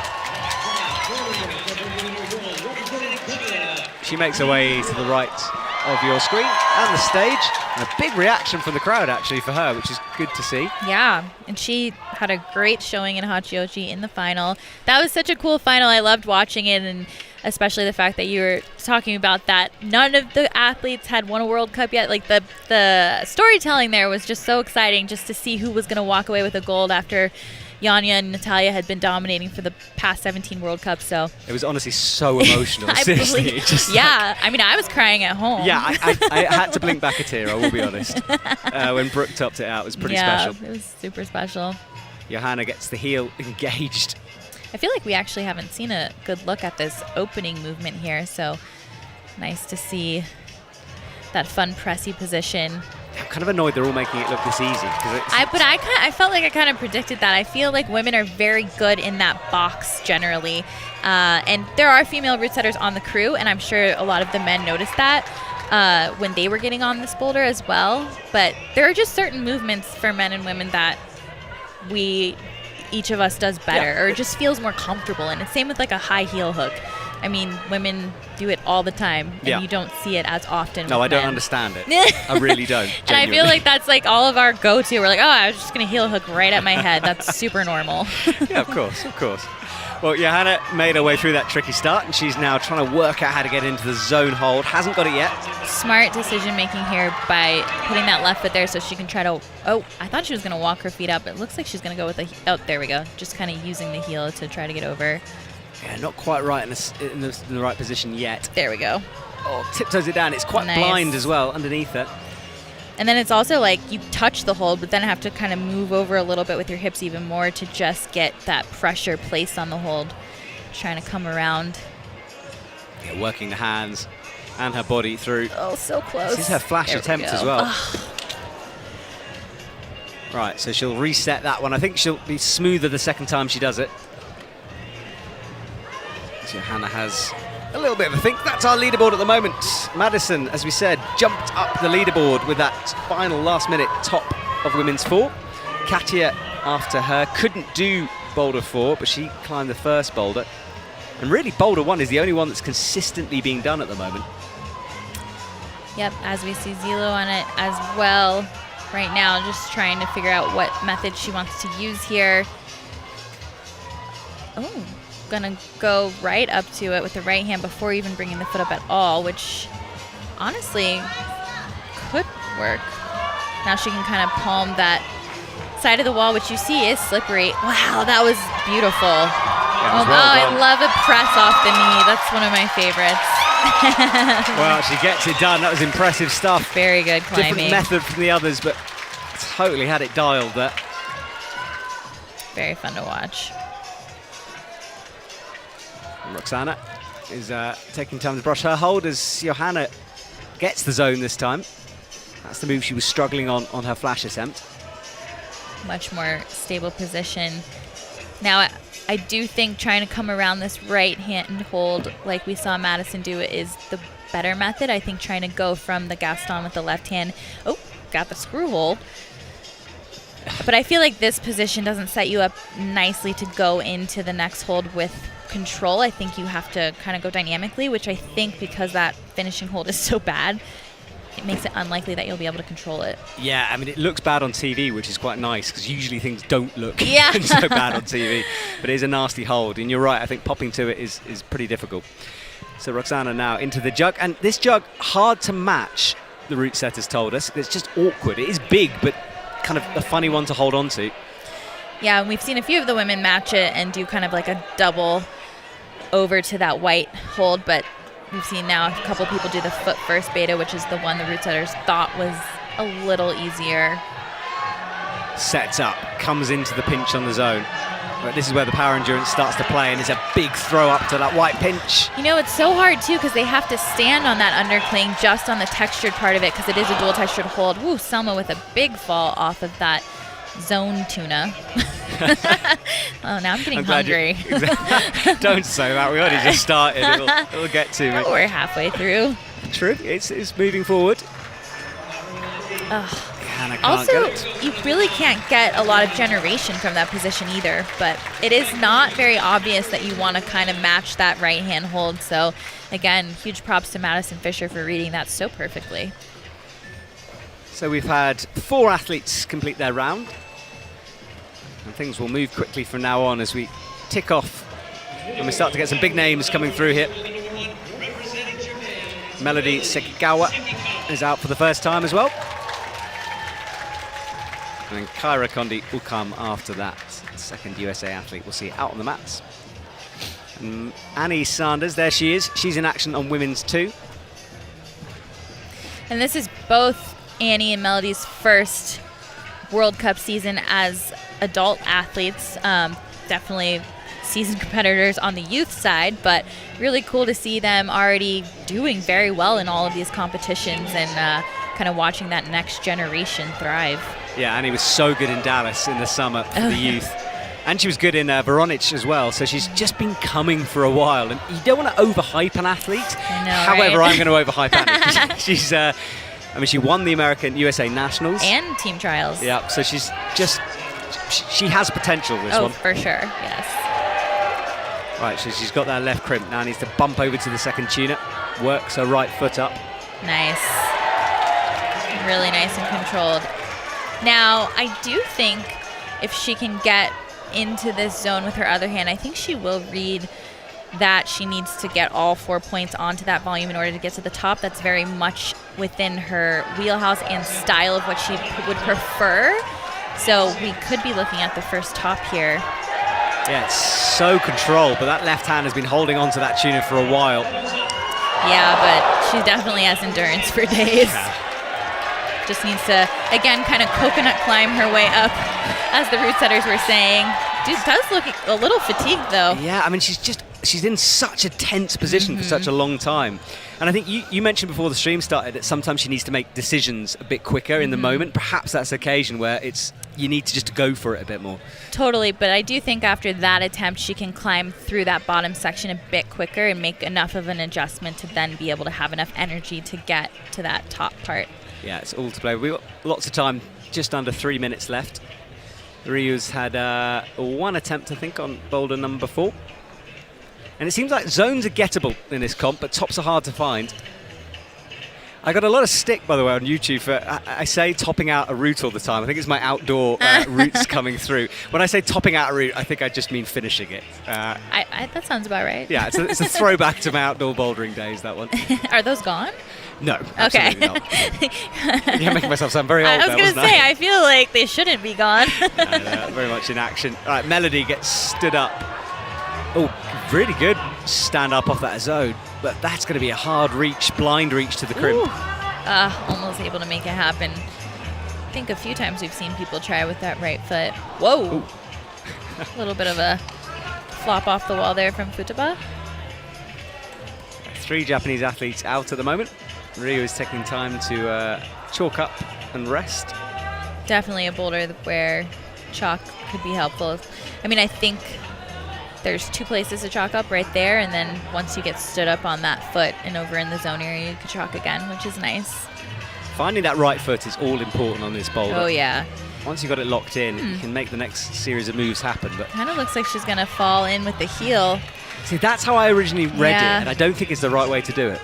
I think it's one of those low percentage movements where like maybe 1 out of 50 times you can make it happen, but when you only have minutes to do a boulder, it's not really the most efficient way. No, and she's taping up her wrist there as well. I'm not sure if it has blood or pain, and he's shaking it out. We'll flick back to that in a sec. Meanwhile, Futaba is making progress. See if she can get enough power to set up to get into this pinch. Oh yeah, that would definitely be a good way to do it. Problem is you're very low on that white pinch. It's much better in the middle. I know. Annie, a bit quicker, 47 seconds to go. This is attempt number 3 for her. See if she can get that wrap on top is really helpful. We saw Johanna get up into the wrap. I don't know if it kind of seems like she doesn't see it actually. Oh, there we go. Now she should be in a good position. There. This could now be our first needs top. To press. Oh, she does make it work. Wow. Big right drop knee. I had a feeling if she could get all 4 points on there that we would see a top from her. Well, nicely done. That's 2 tops out of 2 for Annie Sanders. Puts her in first. Yeah, already. Futaba takes another fall. Every time we seem to flick to her, she lands on her head and or her back, and then Ryu is into the zone, but I'm not sure she's going to have enough time to get this top done. She's going to have to be really quick. No go, so just 4 zones for her. Yeah, so Annie Sanders with that one has pulled way ahead of the rest. Lots of athletes to go, though. That is a strong position coming into the final part of her comp. Definitely. And then Kyra Condi comes out for the USA. Sure, we'll get a lot of cheers for Kyra. She does live in Salt Lake as well. Yeah, Salt Lake, a hub for the USA team. The TC training facility is just down the road from this stadium. Why is it called the TC? Oh, training center. Training center, yeah. There you go. You know, Americans, we love the abbreviations. I was trying to come up with all types of fancy abbreviations in my head, trying to work out what it was, but the answer is easy. Gilulao on women's 2. And Kyra, as you said, getting big support from the audience. But Selma from France will pull onto this power endurance boulder of 3. Looks like she... for a second it looked like she was going to go feet first, but now it kind of looks like she wants to do the match. Oh. Honestly, feet first takes a lot of energy. This method actually might exert a little less energy. Because to bring your feet up, over, and out, it's a lot of core and lower back strain, and you kind of need everything. Yeah, I mean, there's a huge launch off that zone that you need every bit of energy you've got. You want to conserve as much energy as possible. Flicks the left hand. And she'll try to stand on the dual text to fly upwards. Nice. Getting closer. Good first attempt and reading it so well. Oksana cleans women's 4. Slab, and Kyra is still on boulder number 1. A few goes at that. Sana making sure everything is ready. See our split screen now. So Kyra on the top left. She's had a few goes at this first opening move. Went into the edge of the triangle and now makes the jump across. I'm interested to see how she's going to do this section. I feel like she's going to do the heel. Yep. Well, good to get into this. Now needs to change that heel around, stand up where her right hand is. Oh, that's a nasty press. Oh. I kind of feel like she might try to skip the heel next time just because finding that position. I mean, we've seen a lot of women not do that, but I can kind of see Kyra maybe wanting to switch it because getting out of that heel could be weird, and you know, she has that spinal fusion and everything, so sometimes that plays into decision making. Oksana, for the first time we see her with the chalk bag. This is fun. That is a fun chalk bag. It's got a face on it. It's looking back at you. It is, staring right at me. Right, we know this is now possible. Can you Lowell get it done? Oh, gosh, I was going to say, good little save there. The double foot pop eventually sent her down. She looks like she knows what she needs to do, though. Kyra back up into the middle section of women's number 1. See if she makes an adjustment here. Right hand up to the crimp, which we know is possible. We've seen some. Who was it who did that? I think it was. I can't remember. Someone did. Ryu might have done it. Don't know. I think you're right. Yeah, I think it was Ryu. Oh, she almost had it that way. She did bypass the heel hook that time, kind of like I thought she would, but still not finding the right position. Now, looking at these boulders, I feel like the other 3 actually suit Kyra better than this one specifically, so it wouldn't be the most detrimental to not do this boulder. Yeah, she got to think of the long game. Yeah. So Roxana, face pressed against the wall. She gets that right foot established and stable on the stacked holds. So close to getting into that zone. I was going to say, don't want to speak too soon. Yeah, I'm not sure she'll get the points for that. You've got to use a zone hold. You can't just touch it. I personally wouldn't call that control of the zone. No, I don't think it was enough on it. Selma, holds the one-arm catch. I will say going with 2 hands to that definitely would conserve more energy than that one arm. Yeah, holding that lock off is tricky. Rocks up on the heel, into the zone, and that shout you have is for Kyra. We'll replay in a minute, but Selma, meanwhile, is into the zone. Thumb pressing against the jib. See if she can get enough power. Oh, so close. Now, the fact that Kyra did just top number 1 is huge for her, actually, because the rest of these boulders, I think, will suit her very well. So this could be a very good round for her, potentially. Roxana calls it a day. She didn't get that slab. Right, here we go for Kyra. This is what happened. So smooth into the starting holds. Eyed up this jump, and once she had it dialed the first time, she seemed to get it every single time. Now this is just the part where she was kind of struggling with which method she wanted to use, so we'll have to see which one she chooses to go with. Yeah, hasn't got the heel in, but the right foot straight up. And I said that was an off-balance move, but... Got it this time really nicely, and then having to match. Oh. Wow. Oh, almost falling again there. Wow. She's going to be so relieved. Well done, Kyra. Well, I'm glad we managed to see that one. You heard the huge roar from the crowd. Yeah, what I mentioned. did, Usually I don't, but I think everyone was... People were psyched. Right. So, Oceana McKenzie is out from Australia. Big, big following for her. People watching from all around the world, especially from Australia. Most definitely. It's easy to forget how far away Australia is from everything. And I know that sounds like a silly thing to say, but it's miles. And I'm pretty sure she didn't actually come to the World Cups here last time, so it's nice to see her back here in the States. Yeah, she's having a good year. Yeah. All right, Annie, how powerful is she feeling? Right now she looks good, just trying to figure out how she wants to get to this next hold. A little shake there. So clearly feeling good still. Yeah, look at this. Resting her way up this route. It's more like a lead route than a boulder problem at the moment. Now has to launch, though. That was interesting. She chose to just go off the left foot. We've seen all the other athletes try to pace their right foot on the little textured section of that undercling. I think having a little more power there is helpful, so we'll see if she chooses to use the right foot next time. That was Melody we saw. Shanna looking very comfortable. Yeah, she really has stepped it up this year. Very, very impressive. I mean, it's a good year to step it up as, like you said, the Olympics are next summer, which is really exciting, which means qualification for the games starts pretty soon here for these athletes. So stepping it up at this time is perfect. Yeah, this is the year. 24 will be in Paris. Right, gradually brings that right foot up. Look at that. This match is looking more probable the more we see it. Yeah, it definitely is. Now just needs to stand up here, kind of a pistol squat. Nicely done. Yeah, inside flag to finish things off. And that's a good top from her. Quick one as well. Second go, I think. All right, Melody. Up to the top of the tune-up. Locks in the right heel.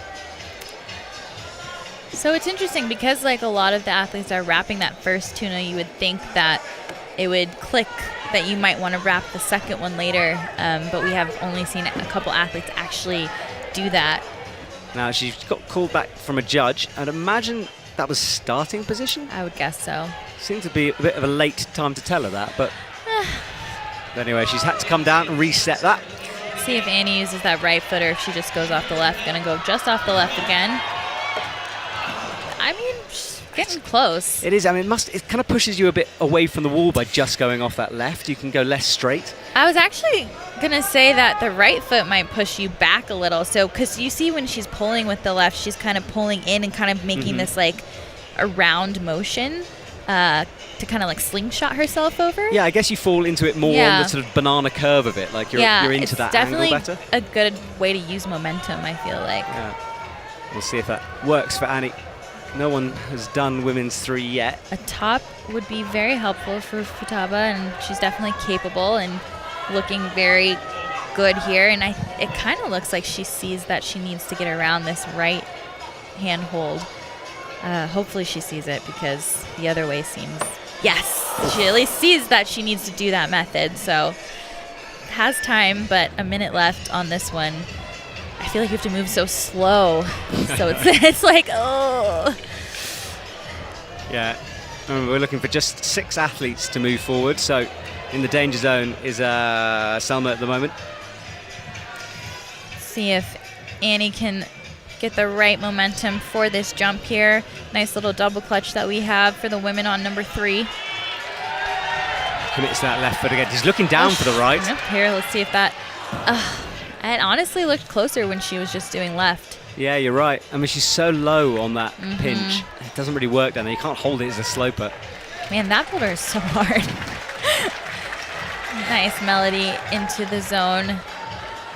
This would be impressive if she can get through this with 10 seconds left on the clock.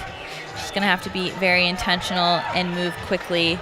I'm not sure it's going to happen unless she flies upwards. So Melody is done. Thinking. Well, I mean, it's drama. I like a bit of drama. I mean, who doesn't? If she had done it, I would have been over the moon. Right, so the Russians do their work. More than halfway through now. Oh! Just heard from our MC Al that somebody's white Toyota RAV4 is parked on the sidewalk. Well, there you go. If you're listening at home and it's your Toyota, come and move it immediately, please. Right, Ariane Baton gets a big reaction as she comes out. Won silver in Seoul with a pretty amazing beat-up break of Boulder 4. I'm sure Oriane will be more pleased with this round. She was a little disappointed with the round yesterday being so easy and very high topping. She was like, I had to be efficient. Yeah. Well, she's going to have to fight now. Zilu Lo is on women's 3. She's got the power to get that thing done. And Kara Kondi is in action on women's 2. And Selma, there she is, on women's 4.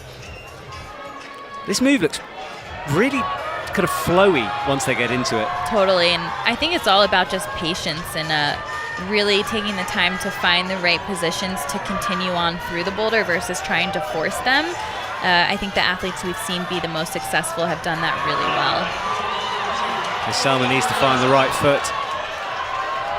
Looks down at her left, she's trying to figure out exactly where to stand on that volume. It's not very good. There is a jib for the right. She swaps now. I was going to say that match is very difficult. That foot jump move. It feels so good when a foot jump like that happens. Jelu now, first time launching upwards. She looks really fresh still here, so definitely looks, she's already ready. You can see she did a quick look to the right before she went up just to kind of eye it there. Looked the best we've seen so far, I feel like, on that move with the most like energy.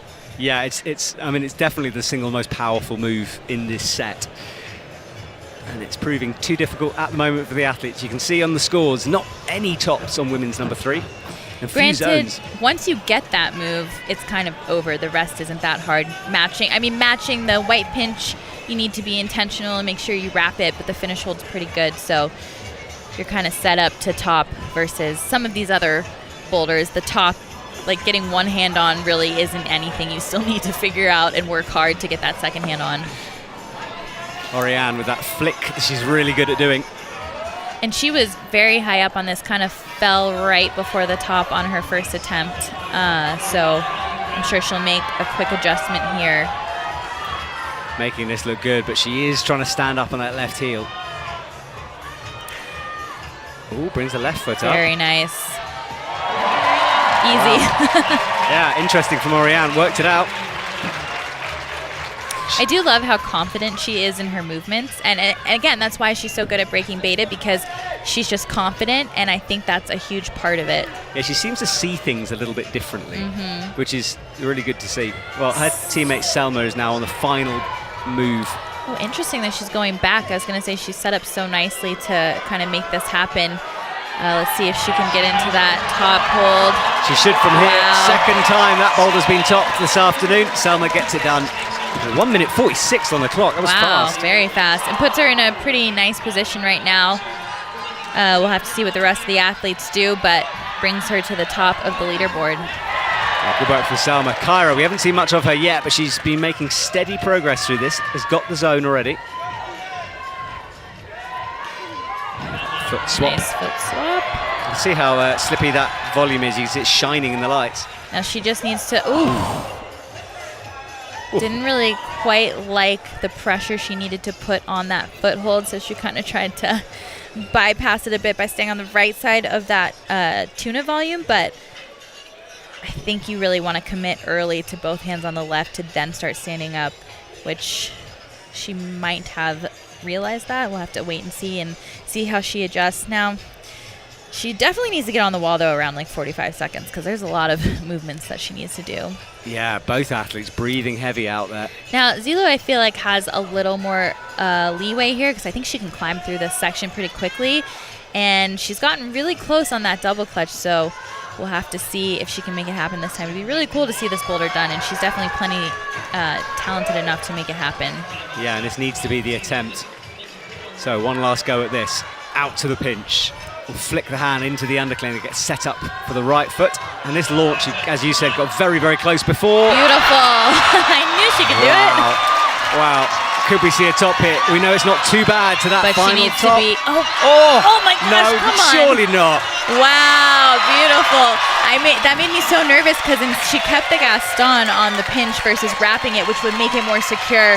The strength, not just like finger strength, but shoulder strength and full body strength it took to make that happen. That was incredible. Yeah, she hit a bit of that hold that had zero chalk on it. I did not think she'd be able to hold that. Woo, awesome that was finger exciting. strength. Wow, all boulders have been topped now, so all possible. And good separation at the moment. Yeah, this is a really fun round. Right, Camilla Moroni comes out from Italy.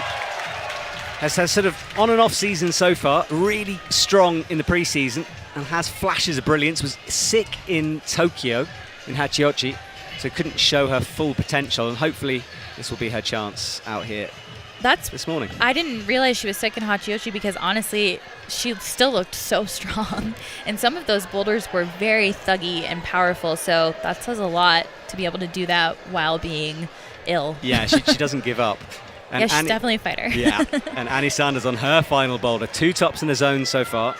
This is definitely a boulder that Annie is well suited for within her skill set, and one she will like. I feel like she's a very patient climber on the wall, so the fact that that's necessary for this boulder, she'll feel very comfortable. Honestly, we could easily see a flash from her if she reads this last part correctly. Yeah, and if she does get it, then that is going to do That'll be good things for her huge. final potential. It's also kind of nice that there is that screw hold on that top part, because it does make it a little easier to come around on this right hand hold. Beautiful. Yeah, Creep's putting a lot of weight on that right foot. Interesting. She's kind of trying to press for a second on that left hand, but this was much better. That is some serious leg strength from Annie as she stands up and matches the final sloper. And that could be a finals place for Annie Sanders. I mean, ending the round with a flash, it's the best way to do it. Look at some of the Team USA coaches there, just jotting down all the notes for the athletes and checking scores. Yeah, they are busy this week. They've had a host of international athletes invade their climbing wall, so they're having to cater for lots of people, and I'm sure everyone is enjoying that facility. Sienna looks at women's 2 minutes 51 on the clock. So remember, 6 athletes make it through. So Katja Debovitz, who came out first, is hovering in the danger zone, that cut-off point at the moment. But really good round for her. I mean, we used to see her in finals all the time, and obviously we'd love to see her in finals again. But these last couple years have been a little rough, so it's nice to see her in form. Yeah, Team Slovenia having to fight this year for one of the first times I can remember where they're not consistently making finals, and the team having just to reset a little bit. Of course. The ebbing and flowing of climbing competitions. I mean, we talked before the broadcast about sort of changing of the guards, and it does feel like that a bit at the moment. Yeah, it definitely does. I mean, I think every year, right, you have athletes that become eligible for these competitions with their age, and you know, some of those athletes shine right away. Some of them it takes a few years to get into that position. So I feel like that's why it kind of happens that way, and we see different names at the top of the podium. Oceana in a very nice position here. That's tricky because she was so close to getting that more secure wrap, but because her right foot was still on the other jib on the arete, it kind of had her in a stretch out position. But Camila Moroni making pretty quick work of women's number 1. She'll be happy with top for the start of her round. Yeah, she's looking super relaxed at the moment, which is good to see. I'm excited to see her on number 3. Yes, the power one. That yeah. she's so powerful. Yeah, she really is. Super, super strong athlete. Right, so that is Melody Sekikawa on women's 3. Only Ishilulo unlocking that boulder so far. Yeah. That was so cool to watch. It really was, yeah. Yeah, that launch. I mean, you saw it coming before I did. What did you see? She just, the way she was climbing the bottom section and how comfortable and secure she looked in the middle of the boulder, and then also she read the jump really well the first time. Even the very first time, she was closer than we had seen anybody be. So I just felt that she had enough in the tank. And I mean, watching her climb in general over the past few years or whatever, you know she's super powerful. So you know she can do it. She just has to like unlock the sequence. Well, can Oceana do the same here? She's got 22 seconds to go. Last attempt on this. I feel like as long as she doesn't keep that right foot out too long, but she can keep it for a bit. She just needs to like let it go. That's the shame. She just, obviously with the time ticking up, but got rushed at the end. And that's one of those traps too. I mean, she is a little taller, so it becomes a bit of a trap because she can reach that hold, but it doesn't put her in the best body position to continue getting higher on that volume. So it's always so tricky. It's such a fine line. Yeah, interesting set of boulders here. I really like them. Well, Brooke Rabatou is out for the first time. Not many athletes to go now as our semi-final reaches its final stage. And Brooke, such a crowd favourite, 1 gold medal this season already. She would love to win here in Salt Lake City, and the crowd, as you can hear, goes crazy for their hometown athlete. Yeah, our commentary box has been surrounded by a sea of people at the moment. They've been gradually coming in all morning. Yeah, I love to see so many people come out and support these athletes. I mean, they work so hard, and this World Cup season is so grueling, and again, so much on the line. So Zilo already very quickly into women's number 4. Yeah, she'll want another top here. We know it is toppable, just to secure her position in the final. Looks for the right foot, trying to find it. Goes back and forth a few times. Will need to drop down onto it. Now gets it. So many of the athletes who do that move so easily, they just do a good job of keeping, or the fact that they're inching their right hand up so they can find that foot placement and body position easily, and it just makes it so much more secure and less strenuous, honestly. You see she's kind of crimping on that screw hole already. Yeah, right foot on. It seems as though she's reading it right already and knows she needs to get to the other side of this right hand to set herself up for going to the top. Gosh, such slow, subtle movements. She's almost like she's dancing, like a ballerina on the wall right now. It's very fun to watch. Yeah, her flash attempt as well. Which we have seen this boulder flash now already because Annie Sanders did that, but making me nervous because she was staying on that left hand for too long, but now she found it. Wow, well, she has found something pretty special here in Salt Lake. Needs to match, though. Looking for the good place, nice and slowly up. Beautiful. Oh, so in control from Law. And that ability to just stay patient is something, I mean, it can be taught, but the athletes who intuitively do that, I think they really find success a lot sooner than some of the other athletes. We're going to see a replay of Brooke in a minute because she did just top out women's number 1.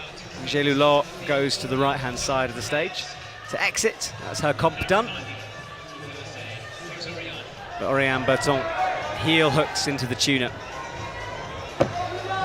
Big slap out with the left. Very good control there, and just body tension all around. Yeah, so committing to that right foot and then just staying on the left side of the boulder and setting yourself up into the wrap is definitely the way. Wow, well, Oriane is certainly in form as well. It was just 2 attempts on that boulder. Yeah, very good. So efficient. Again, she's efficient. She got to practice efficiency yesterday and do it again today. Well, this is how Brooke got her top. It might have been a flash as well. We'll check, but up with the left to the crimp. Her second go, she did it in. And then gets stood up. Interesting. Looks so in control. Her balance always on point. Yeah, she's very good at finding body positions. And speaking of patience, I feel like something, I mean, I've been watching Brooke since she was very little, so as she's evolved as a climber, something she's gotten really good at, and just making sure she's in the right positions before she moves to a hold. Like, especially going back to her first season as a World Cup climber to now, it's really cool to see that evolution. Yeah, and she had to fight for that a little bit. Yeah. I thought she was going to do it in one smooth moment, but sort of had to reset, come down a few times, but got it done. And Kyra nearly got the swing to the pinch, touched it. Definitely a boulder that would suit her skill set. Kyra's super powerful, also good on pinches. So now that she knows what she needs to do, she just needs to have enough energy to do it. Yeah, you think she'd rest right until the last minute here, but it's probably a, 20-second boulder, something like that, so she can hold on. Now, even though number 2 isn't on such an overhanging angle, it is still very powerful, so I think it is zapping the energy a bit more leading into this boulder than maybe it looks like it would. Yeah, Kyra just holds the drop down with the one arm. That definitely took a little more energy than maybe she would have wanted. Taking time to chalk, too. Yeah, 13 seconds on the clock. She's going to have to make this really quick. One thing I saw Gilo do there, too, is she pulled in with her, when she got her left hand on to the red, she pulled in so well with the hips in a way that really took the pressure off of her upper body, and I think that was another way that she just was able to intelligently save energy for that double clutch. it was almost like I don't even know how to explain it, but like just like like if you saw someone doing like robotic movement, it was like and like pulled the hips in like so nicely. I was like, wow. I love the sound effects. I'm so glad someone else does sound effects. I thought it was only me. Me too, I guess. Genya Kazbekova comes on. Now, Genya came to Salt Lake fairly early, did a bit of outdoor climbing.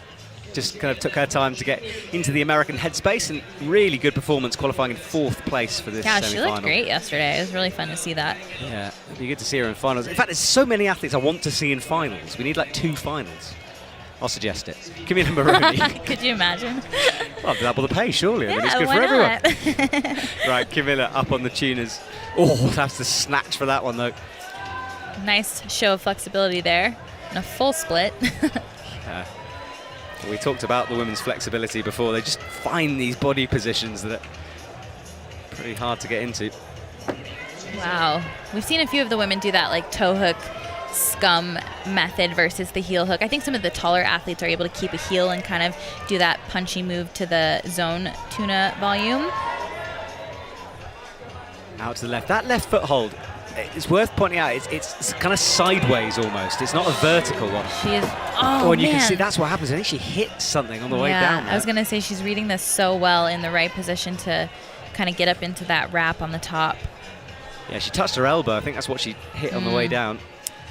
Shiana moving into the middle section where it starts to get hard, choosing to flip first and then go to the zone. So scrunched up like yeah, that. And we've seen a lot of athletes touch that white hold and then come back and then go to the zone and then flip later. But I think it could work, but it's unnecessarily difficult, I think. Yeah, well, Melody is on her final climb. She's only got 2 zones well outside of the top 6 so far.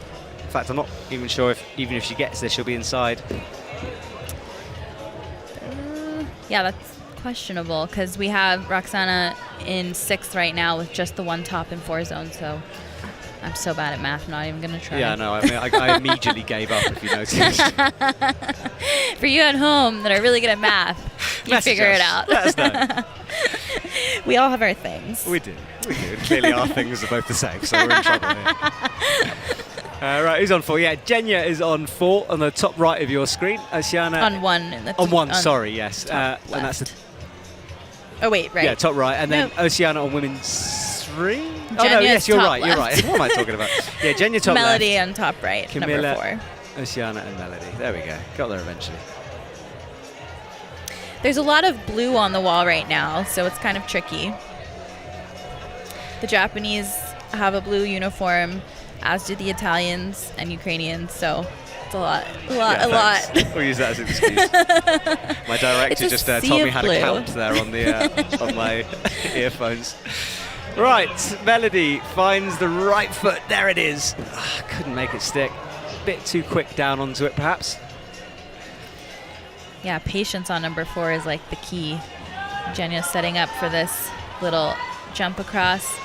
You know, just not seeing the palm onto the gray volume. I think the way she's trying it could work. Definitely way more difficult and more of a possibility to slip. Camila just firing through this bottom section. Look at the flexibility there. Yeah, Genya hasn't actually got the zone on the first boulder yet, so struggling with that first sequence. Camilla nearly drops the side pull. Nice. Slaps out. She needs to unlock that right foot, which she does. Do a little foot swap. Whew. Held my breath. Yeah, there's a lot to this boulder. Considering there's only about 3 feet on it, it's there's a lot of footwork going on. Now, looks a little more secure here. Just really needs to keep applying pressure and just scooting these hands up until she can get into the wrap. Oh, man, again, just slipping. Yeah, the bangs aren't quite as bad as you're hearing. There's lots of microphones right on the wall, and it certainly adds some drama. Genya again missing the zone. But yeah, those mics right on the wall, they make the bangs sound worse, so don't panic if you're watching at home. I'm surprised Genya's not seeing there's so much chalk on that gray volume, kind of giving you the idea that people are slapping into it. And the fact that she hasn't really tried that yet is a little surprising because, she is a very seasoned competitor. So it's so unfortunate to watch someone do the same thing over and over and over again, especially when you know they can do the boulder. Yeah, you're right. She hasn't tried really any other method on it. And 8 seconds. And she's pausing there before going, so maybe she keeps thinking that that's why the chalk is there. But oof, that's not a great start, but there's still 3 more boulders. Yeah, one of those times she'll go back, watch it and kick herself perhaps Yeah. later on. But yeah, tricky start for her. She's got 3 more boulders left though. So Fanny Gibert is about to come out, and it's really good to see her qualify this high up. Yes, it is. I feel like it's been a while. Another one, the same kind of time frame as Katja Debevits. Like, those two were in the finals all the time, and then there's just been a little bit of a drop there more recently. So it's nice to see them kind of coming back with a lot of fire. And I think you all saw in our highlights earlier, Fanny really fighting on women's number 3 yesterday. It was so cool to watch. She has a lot of grit. Yeah, she does. And it's good to have her back. Oriane as well. So we've got 2 French teammates, 2 USA teammates on the stage, Kyra Condi and Annie Sanders. Oh, no, Annie Sanders. Brooke Rabatou is in action. So Oriane tries to get the toe around. That's blocked with a nasty dual text hold. It's not really possible to do that. She immediately changes. And again, nicely using her reach there. Just such an intuitive climber for sure, as we've all seen, especially with the way that she will sometimes maybe break the beta on a boulder. Yeah, this is going to be a big launch for her, but Oh, wow. super close. She can definitely do that. It's nice, too, because she has so much time. She could rest a full minute, maybe 2, in order to get enough time to be in a place where she has enough energy. Fanny just trying to suss out this jump here. Nice. Yeah, once you sort of ignore the... So there's that, you're right with the chalk from the slap, but also it can sort of play in your mind that maybe you do ecstatically, work your hands through. It's interesting. I mean, there's just so much going on in a bouldering round, and it's like you can't pay attention to everything, but you also don't want to miss anything. It's just a lot. Brooke Rabatou in the middle of women's number 2, just figuring out how to get over on this big tuna volume. Yeah, and Fanny Gibert topped out on the left of your screen, so she's done already. See, topped out, said it again. She finished the boulder. It's hard to break a... You'll start doing it soon. Oh, gosh. I'll get you. So Brooke not really seeing the wrap at the top of that hold, so we'll have to see if she makes an adjustment there. But really good attempt there from her as Kyra gets into women's number 4. I really like that little pounce onto the volume that she did there. Yeah, it's interesting. One of the first ones to kind of struggle a bit on this first move, and it's good because it shows how difficult it is, actually. It's yeah. not easy. And you're right about fitting into that box. It's an awkward space to try to climb through. Kyra sitting outside of the top 6 in 9th. Yeah, top here would be really helpful for her. There we go. And now needs to bring the right foot up towards her hand. That is definitely a kind of movement that she does struggle with, especially with having that spinal fusion in her back. Something she's had to work on a lot in terms of just getting better at those kind of movements.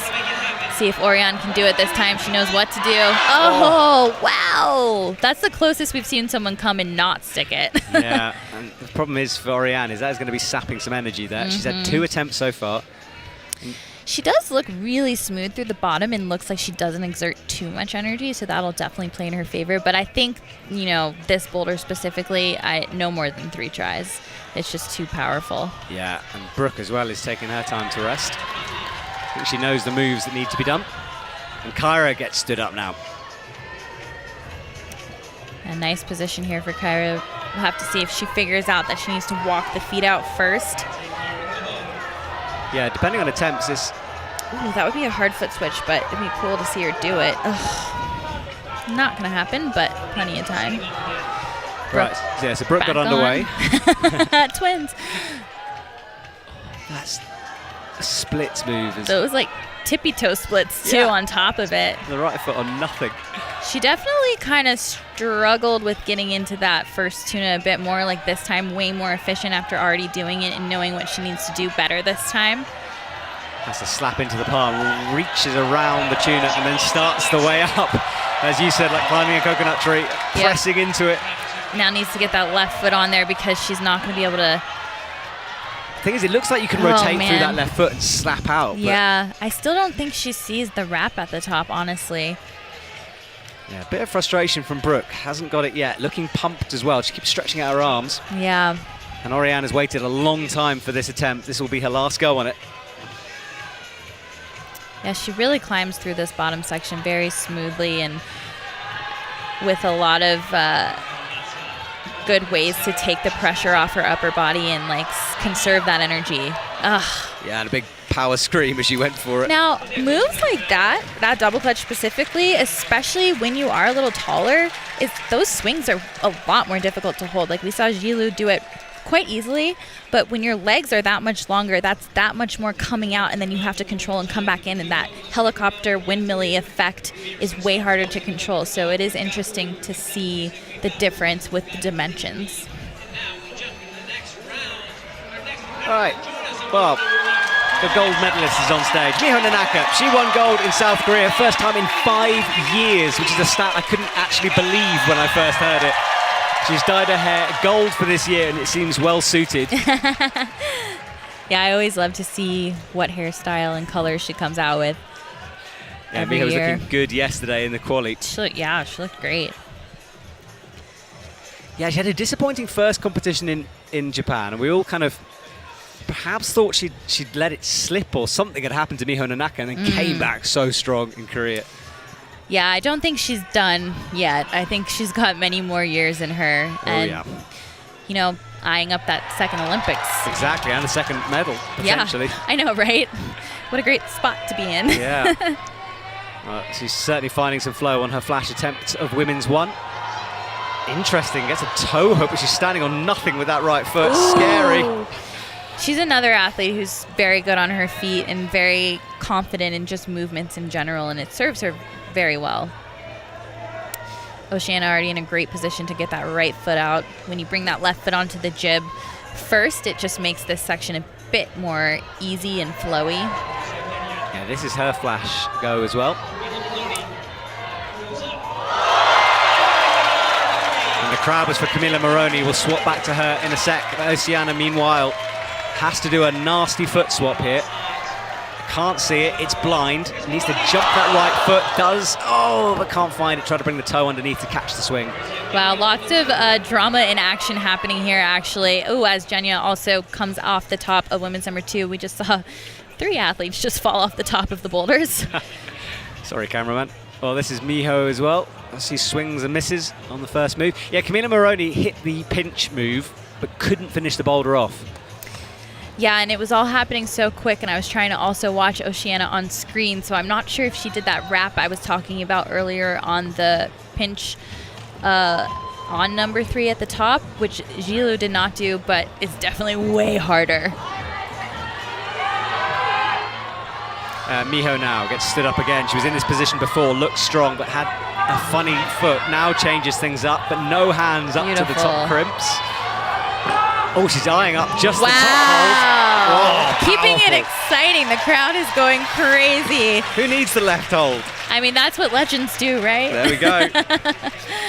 Well, Miho Nanaka had to fight for that. But what a beta break from her. And this was, we're going to watch now Camilla Moroni's launch. So that was it. Left hand, right hand. Good slap from her. But where did it go wrong? Because at this point, you think she could finish it. Bump the left hand. There is one more tensiony move here to bring both hands up. She does a toe hook. So it must be the final move she dropped. Yeah, and I think, it's because she went right hand. That makes sense. Yeah, another enormous launch to try to get that. Yeah, we saw Jilu do a heel hook there, and I think she honestly inched her right hand up a little bit higher, but again, because Camilla tried to go with her right hand to the top hold instead of her left, I think it just made it a little more difficult to hold. Right, so 3 athletes still left on the stage. Miho got it done quickly. Jenya is on your screens now, women's 2. Camilla is resting on women's 3, and Oceana is about to pull on to women's 4 as Jenya bobbles the feet, falls. I thought she was done there, but no, she grabs a chalk bag and a brush. Oceana, let's see if she can figure this out. Really has this bottom section dialed. Yeah, she does. Struggled on the foot match before. See if she can find a different way through it this time. Goes towards the zone, a semi-chalk up there as she gets the zone hold. Big cheers for Camilla sticking that jump again. Let's see what she does differently here. Oh, a bit pumped possibly with that high toe. Surely she can't rock up on that. was going to say she has the pinch really well, though, which is good. Let's see if she, Yeah. She's going to go with the left. Yeah, so that's at least better. Big power screen. My gosh. Wow. Oh, I mean, she was on it. She really was on that all the way until the end. Big Sadly, fall. not enough time, but Jenya definitely has enough time if she can make this happen. It would be really cool to see a buzzer beater. And she really kind of needed that after not even getting the zone on number 1. Yeah, not having the best start to her comp at the moment. Messiana has 7 seconds. She's still going. Fear that it's not enough time, but it is her last boulder, so why not? Yeah, why not? She's going to have to jump, though, and no. Oh, that's a bummer. Well, close for a lot of them. Camilla especially. That scream at the top was awesome to hear. Wow, we're at the end. We are. Final athlete out will be Natalia Grossman, who flashed every single boulder in the qualies, looked ridiculously good, shrugged off an injury, and she's gunning for gold here in Salt Lake City. Oriane is on the left of your screen on her final boulder. Brooke Rabatou on women's 3. Fanny Gibert on women's 2, and then that lady there, Natalia Grossman, starting her comp off. Interestingly, immediately changes shoes on the right. Definitely a good idea to bring out multiple pairs of shoes always, because you just never know if you're going to need a stiffer shoe, if a softer shoe is better. I would guess she just switched to a softer shoe. Even the jib that they're standing on is on another hold, so it's not really that necessary to have something too stiff here. I think softer is better. Yeah, well, we'll flip back to her at the moment, but right now Oriane is working her way towards the zone, into that screw hold. It's her first attempt, too. She's really having a stellar round, a little bobble there. Yeah, a bit of a shake of her head. She's good at sort of shrugging things off nowadays. It used to affect her, doesn't anymore. And Natalia took a couple of goes to get stood up, and now she's into the final crimp, and from here, oh, she looks so relaxed. You'd think she should top it. And I could see her trying to do some sort of match, but actually it looks like she's setting herself up nicely just to get that foot on and go straight to the top. Well, there we go. Natalia in 2. And Brooke Rabatou's latched the pinch as well. She's got one move to go, but we know it's not guaranteed at this point. Holds the left, and that is a top for Brooke. Definitely, after not topping women's number 2, really important to get that one done, I believe, on her first attempt, too. So huge for Brooke. Very few attempts so far. Already bumps her up to 4th place. Super strong, great execution there on that double clutch, and really being patient here and figuring out what she needs to do to get to the top hold. Interesting, though, we still haven't seen any of the women wrap that right hand, which will make it a little more secure. But again, it is an extra move that they have to do with the feet being kind of precarious. So I see why they're just kind of going to that top hold. I don't want to show off, but I did say that was a Brooke move, and she absolutely She absolutely crushed it. Right, Oriane on the final part. She lives and trains in Fontainebleau, so a slab like this should be right up her street. She tries to put weight on the right foot, crimping the very back of that volume. Well, is she on the back or is on the screw hole? Yeah, it might be. She loves a screw hole. She crimps all of them, which is a good idea, but getting sucked into that press on the left hand, which really makes it harder to go to the top. I don't think it's impossible, it just makes it more difficult. Look at this from Fanny Gibert. Could be a top. Nicely It is. done. Wow, that's 2 out of 2 for her as well. Yeah. And that's a boulder I feel like that would suit her really well, honestly. Number 3 I think will be interesting for her. She is powerful, but again, kind of one of the taller athletes, so holding that jump with the swing is going to be a little difficult. So making sure she got number 2 done is going to be huge and set her up nicely to hopefully make it into the final. So interesting who's brought their A game here this weekend, and Fanny Gibert is certainly one of them. Yeah, bumps her up to 6th already. Yeah, doing well. Well, Oriane would like to get this done. She's certainly got the ability to do it. That would make it 3 tops in the zone, which will definitely secure her final place. Yeah, she's in a really great spot. And definitely capable of doing this boulder. Just needs to figure out that she needs to get fully around that right hand hold before going to the top. So easy through the bottom. Straight arms, she pulls onto that curved volume easily with the right foot as well. But she's got a minute. Time will start to play a factor in this. You'll hear the buzzer in a sec. But 1 minute, still plenty of time. Right, she's got to keep it together here. Left foot finds the right. She needs to, yeah, I was going to say, especially because she's a little taller, dropping that left foot. We saw like Jilu be able to kind of keep it there. Oh man, she's still going for the press though. Oh. So hard because it pulls your body away from that toe, rotates it through a bit. Yeah, it's just very improbable to be able to make that actually work. But oh wow, back on the wall. Yeah, Oriane does not give up. 30 seconds to go. Fourth boulder, might as well. And she has this bottom so dialed she actually can climb through it quickly at this point, whereas like the first time through you have to move very slow. There's also something to be said when people are rushing through boulders. Sometimes they even climb better, which is so interesting to see, actually. I love that adrenaline rush that makes them more efficient, yes, even though they're scrambling. Yeah, and we all love to see it, of course. Buzzer beater moments make our sport so, so special. And if you've been following along with the IFSC season, we've got one more boulder round after this in Brixton, and then we launch into the lead season. And the athletes are in this tricky period where they're still trying to maintain their boulder fitness, but they need to have half an eye on some endurance training as well. So Miho Nanaka runs out. She sent boulder number 1 super quick. I feel like she's going to like number 2 as well. I feel like this is something that, one, she's quite good at reading this kind of a boulder, but also just those body positions are very natural to her. So as long as she is efficient in the reading, I feel like she'll crush it. She could flash it, honestly. Yeah, and Camilla, although she's come close, is outside of the top 6 at the moment. Deserves more, perhaps, for how close she came. I mean, dropping finishes is honestly the worst. Yeah. I think Alana Yip put something on her Instagram yesterday saying, like, I've spent a lot of time dropping the top of boulders recently. And it's that terrible, gut-wrenching feeling, isn't it? Yeah. I feel like dropping finishes and touching zones and not getting control is like, those are just 2 heartbreakers.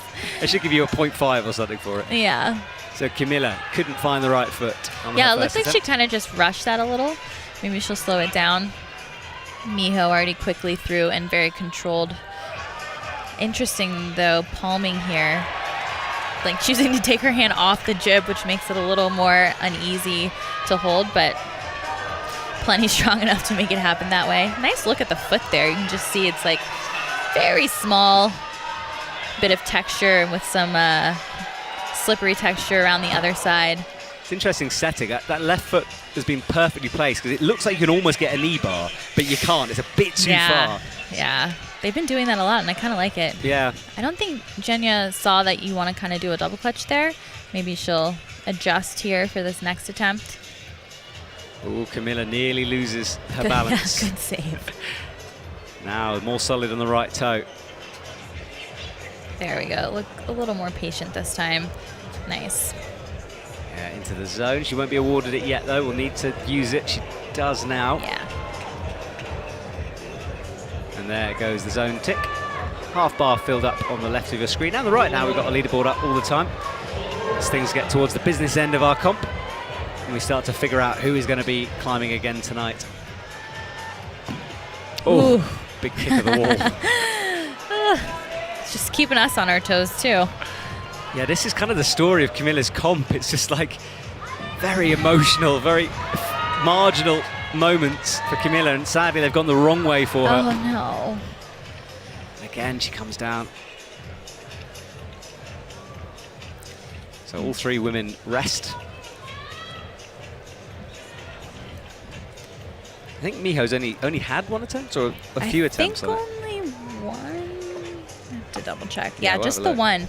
Well, actually, I should refresh. No, just 1.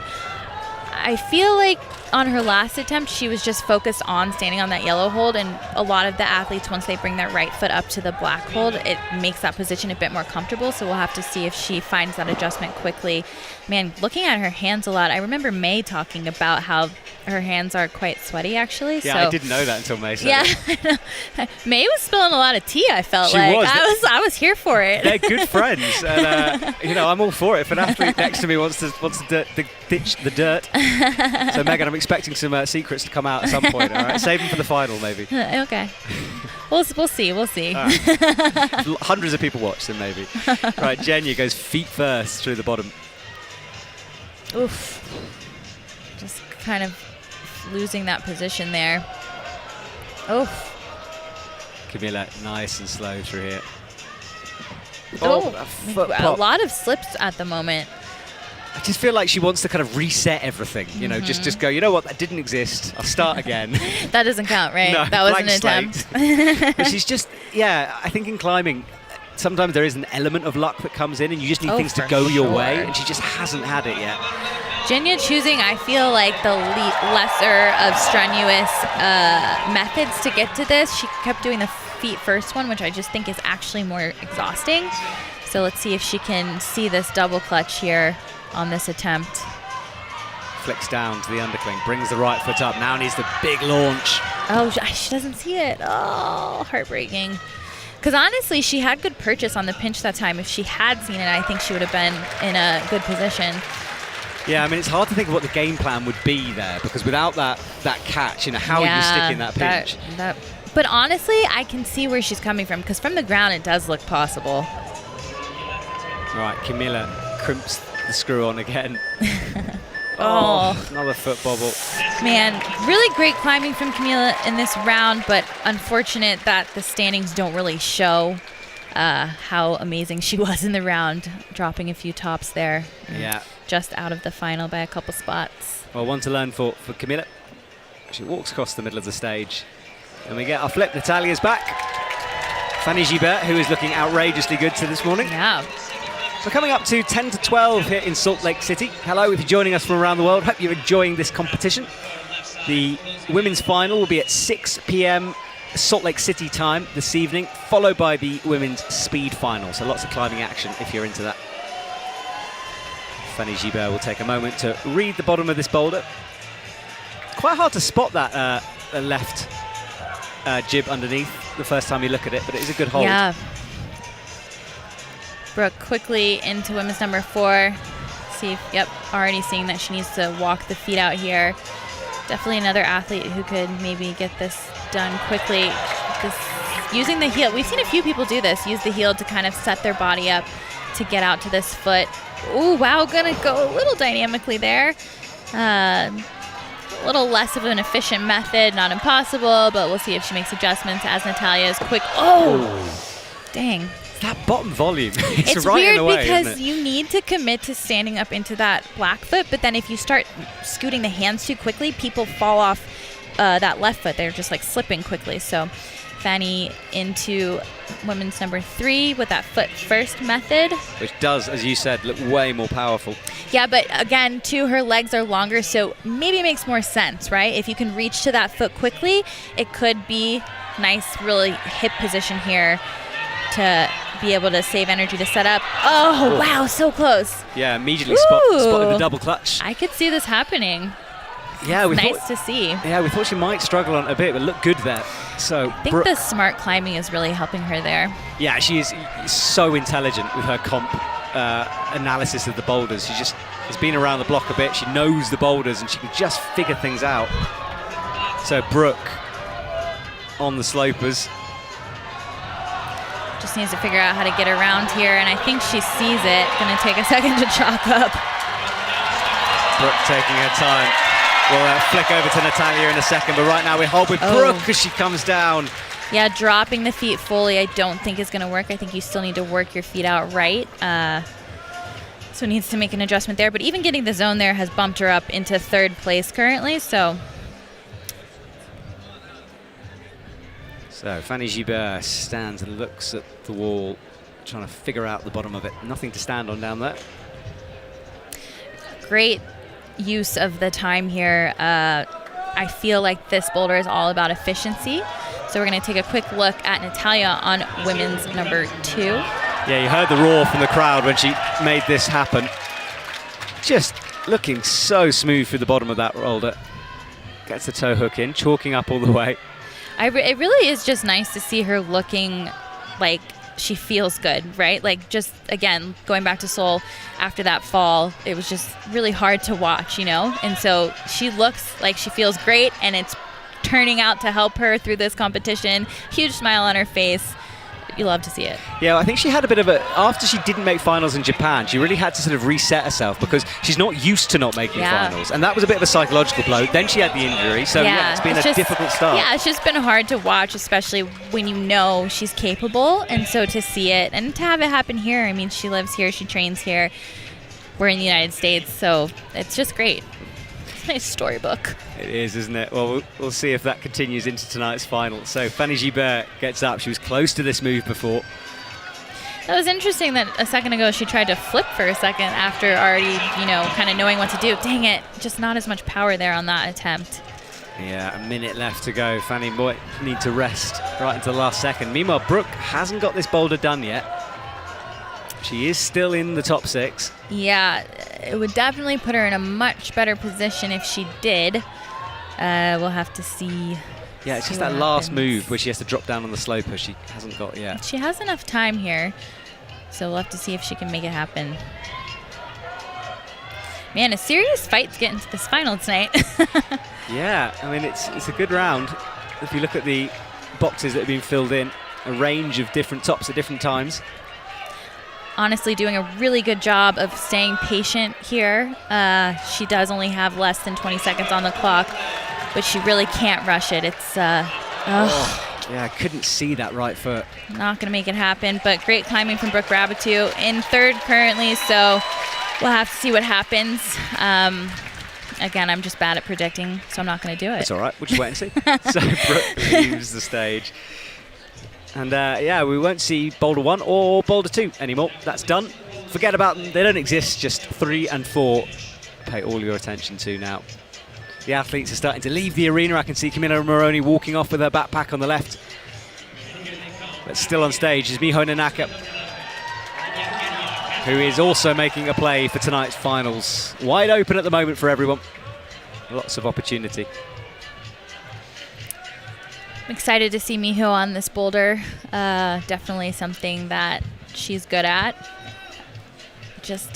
I feel like this all comes down to reading it nicely, conserving enough energy, and we'll have to just see if she can do that.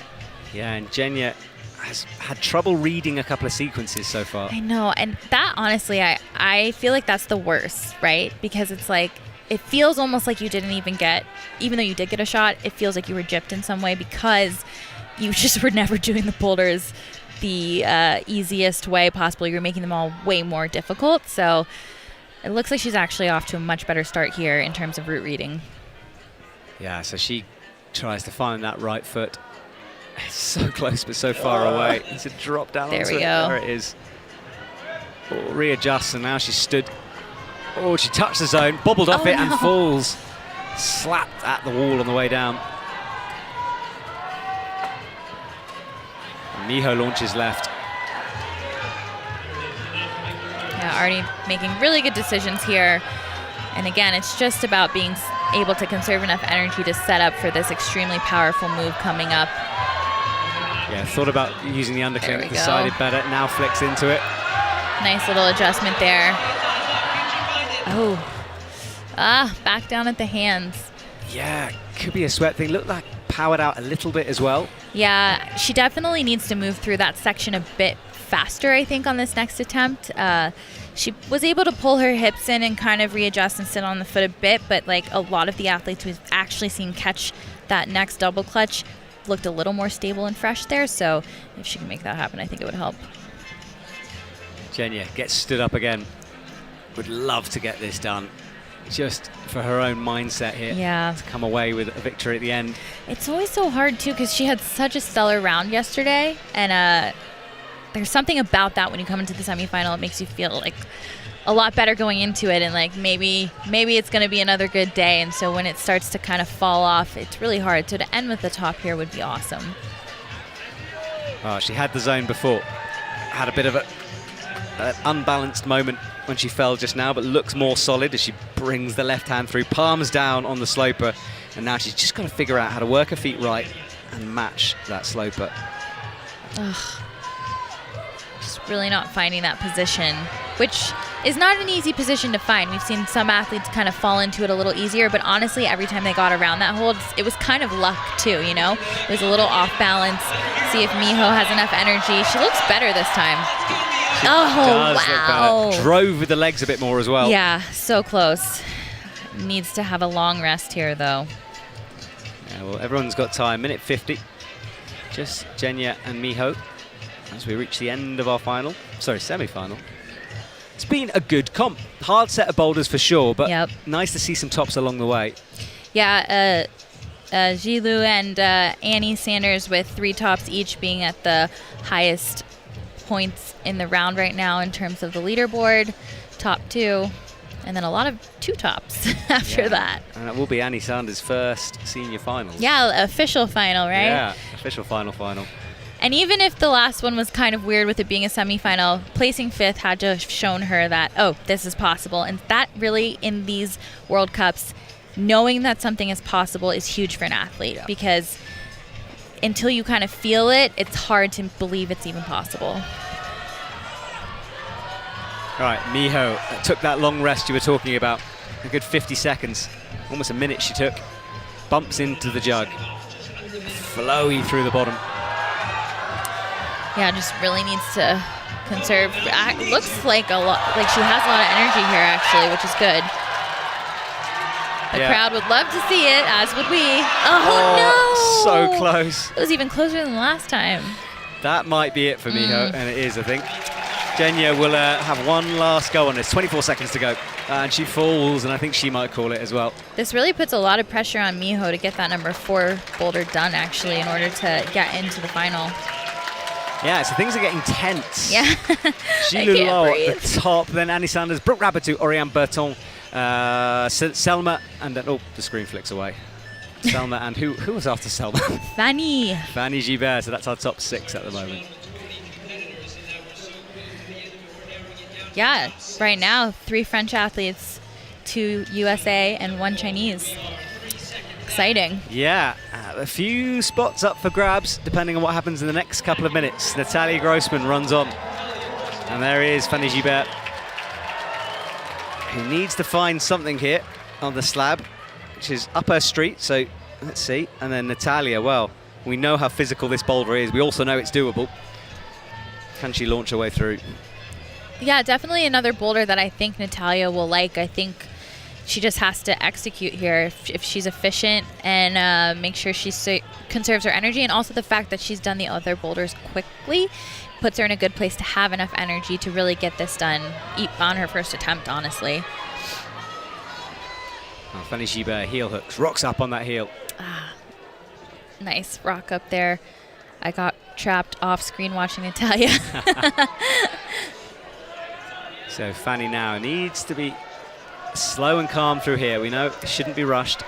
And she's really good at slab climbing in general and being patient and kind of letting her body fall into the right position. So. Oh, but she had to hold there. Yeah, it was a good little save there. Double underclink. And we'll watch Fanny here as she finds the left foot, toe onto that half moon dish. Creeping her way right, trying to palm off that hold. And yeah, if you're listening, you will hear a cheer, but we'll talk about that in a sec as Fanny finds the left. Drops down. Good work from Fanny Gibert on her second attempt. Yeah, she set up really nicely to make this happen, and this would really put her in a very secure position into the final. Well, she's got a thumb at the bottom. Oh, no! Now, just getting the zone already bumped her up into 4th, so should be set. I think she's set because Natalia's already up in there as well. The only person that can change the results right now is Miho, who has to top in order to kind of make it up into there. And well, you would have heard the crowd roar. This is why. Natalia Grossman on her, not a flash attempt, I don't think, but I think it was. It was a flash attempt? Wow, so super impressive from her. Went feet first through the bottom. And she kind of made me nervous because you see there's that little jib on the right side of the white hold, and she had to use that to get over because she is not super tall. And I was nervous about her maybe expending too much energy there, but it definitely did not slow her down in any way. You'll see right here, she makes this move look like it's not a move. Well, she almost just did it one-handed. Yeah, I know. Similar to Jenya was trying to do it. That was incredible. Yeah, that contact strength she has is incredible. And then this launch at the end made it look easy. Yep. One arm's up. She made that boulder look like it was V5, which outrageous. it's clearly not. No, it's clearly not. Well, Natalia is back in a big way here this afternoon. She doesn't know it, but no pressure. She's already in third. Doesn't have to do a thing on the next boulder, but I'm sure she'll be psyched to get on it nonetheless. Yeah, for sure. Fanny Gibert goes up again. She's got the zone that helps. She's in the top 6. And it's been a while since we've actually seen someone drop the finish on this boulder. Usually if they get their right hand on, they end up okay, but Fanny not able to do it on the last attempt, so hopefully she can make that adjustment here. Has a lot of time to make it happen. Just needs to be efficient and make this attempt specifically count, because having to start over would be very rushed. Absolutely. So what can Fanny Gibert do here? She was a bit low last time, reaching up for that top hold. Looks at the foot. Now gets it in. Doesn't want to go dynamically to this. There One we hand go. on, 2 hands. Nicely done. So Fanny Gibert with a brilliant top at the end, and that is going to put her into the finals easily. And we get to see Fanny Gibert in a final. That's so Awesome. exciting. Very excited. Yeah, nice to see that happen again. It's been a little bit. Yeah, I mean, changing of the guard, forget that. That actually puts her into first place right now. Wow, from Fanny. There's her teammate Oriane, who's Beautiful also climbing. Well, Oriane's right on the edge, so Oriane could be shoved out by Miho. Yeah, this is all going to come down to what Miho does here. So if you see Oriane in the crowd right now, you're probably seeing a very nervous face as she's going to watch the legend Miho Nanaka get on a slab climb. Yeah, it's going to be an exciting end. It will be interesting because she's been looking at her skin a lot, and I feel like sweaty hands on this boulder is not ideal. Now, there are a few places where you can chalk up, so she will probably take advantage of that, but that's honestly going to make my fingers sweat even more watching this boulder. Yeah, it's continuous for me whenever I'm commentating. It's a real problem. Well, we're having just a brief pause here. Time is ticking down now. That's our leaderboard. That's our top 6. And the buzzer goes. And yeah, I'm not sure what that delay was for, but it was just a bit of a delay. The MC came out and chatted to the crowd, but I couldn't actually hear what he was saying. But I'm sure it was important. All informative. Yeah, that Toyota's been moved, hopefully. Right, here is Miho Nanaka on women's 4. She's got 5 minutes to get into this final, sitting in 14th. Can she do something special here? She's definitely capable of it, and she's done it before, so that's never a bad position to be in. You know, when you've been on the circuit for so many years, there's really not a scenario that you're not experienced with, so I think that's where really this experience comes into play in these very nerve-wracking moments. And she's still only 25, I'm pretty sure. So I know, it's crazy. Yeah, it's annoying, isn't it? I know, quite the resume for just 25. I mean, only a quarter of a century old. I know, incredible stuff from Miho. Well, she begins her journey towards the right, palming down on that hold. Good with the feet so far. Has to twist and turn that left foot, though. Kind of rushing, getting out to that foot instead of kind of finding the body position to do so. This is definitely a boulder where we've seen that kind of happen a lot. It's easy to rush certain movements instead of kind of finding the subtle body position you're supposed to be in, especially this kind of boulder because the holds are all within reach, so it kind of makes you want to force things more rather than fall into the positions. Yeah, so Miho is taking a long look up. 3 minutes 30 on the clock. And it's difficult, the position she dropped it in, it's hard to save it once you slip there because you're aiming for some very, very bad feet. To be super accurate to get that. Such a well-set round, honestly. Hats off to the route setters. This was very exciting to watch, really fun boulders and difficult in very different ways, and also seeing a lot of boulders done in very different iterations. It's been really enjoyable. So Miho creeps down, gets it this time. Eyes up the zone hold, chalks up. There's a few people in the crowd who want to see this happen, I tell you. Lots of support for Miho. See what adjustments she makes here. She's definitely not using the screw holes at all. We've seen a lot of the women really like lean into them. I think she wants to press from here, and that is definitely not the way. Yeah, it's a long jump back to a bad hold. Let's hope she makes that adjustment on the next attempt, because that makes that whole movement so much harder. Yeah. She's got time to figure it out. We know she's good at this. 2 minutes 20 on the clock. And only Natalia out after this, and she's already through into the final. So this is our last meaningful climb in terms of moving forward. Just to reiterate, 6 p.m. Salt Lake City time will be our final. We'll start talking maybe 5 minutes before that kicks off, and then hang around after that, because the fastest women in the world will be pitting their wits against the speed wall directly after the women's boulder final. So much excitement to come tonight. Yeah, it's going to be good. That speed wall is waiting. It has been baking in the sun, but it's now dropped into the shade, which the speed athletes will be happy with. Right, here goes Miho once more.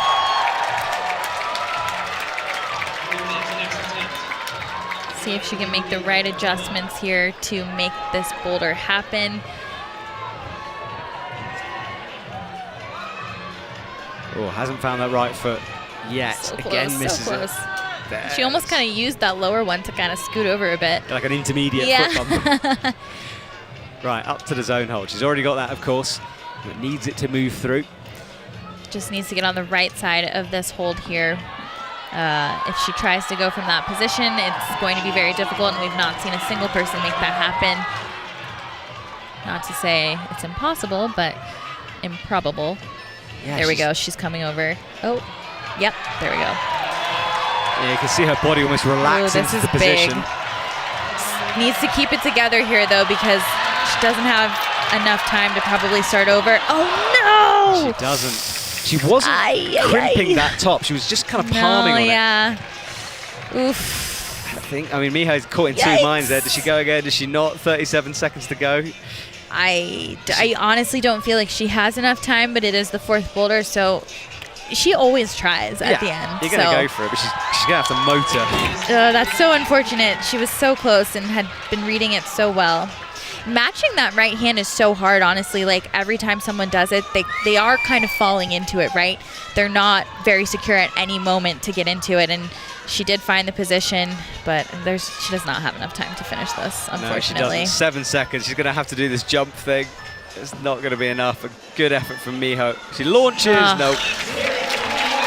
Well, she is done. So let's watch Natalia Grossman have a victory lap. But that has confirmed our top 6. So Fanny Gibert, Gilles Lau, Annie Sanders, Natalia Grossman, Brooke Rabatou and Oriane Berton will make up tonight's finalists. And that is a tasty-looking final. Yeah, that's extremely exciting. Highly competitive. I feel like the route setters dialed it up correctly in this round, so I can't wait to see what they give the women for the final. Well, let's just enjoy watching Natalia climb this boulder, shall we? She won't necessarily know she's made it through, but I think she'll probably have an inkling, so I think she'll enjoy this as well.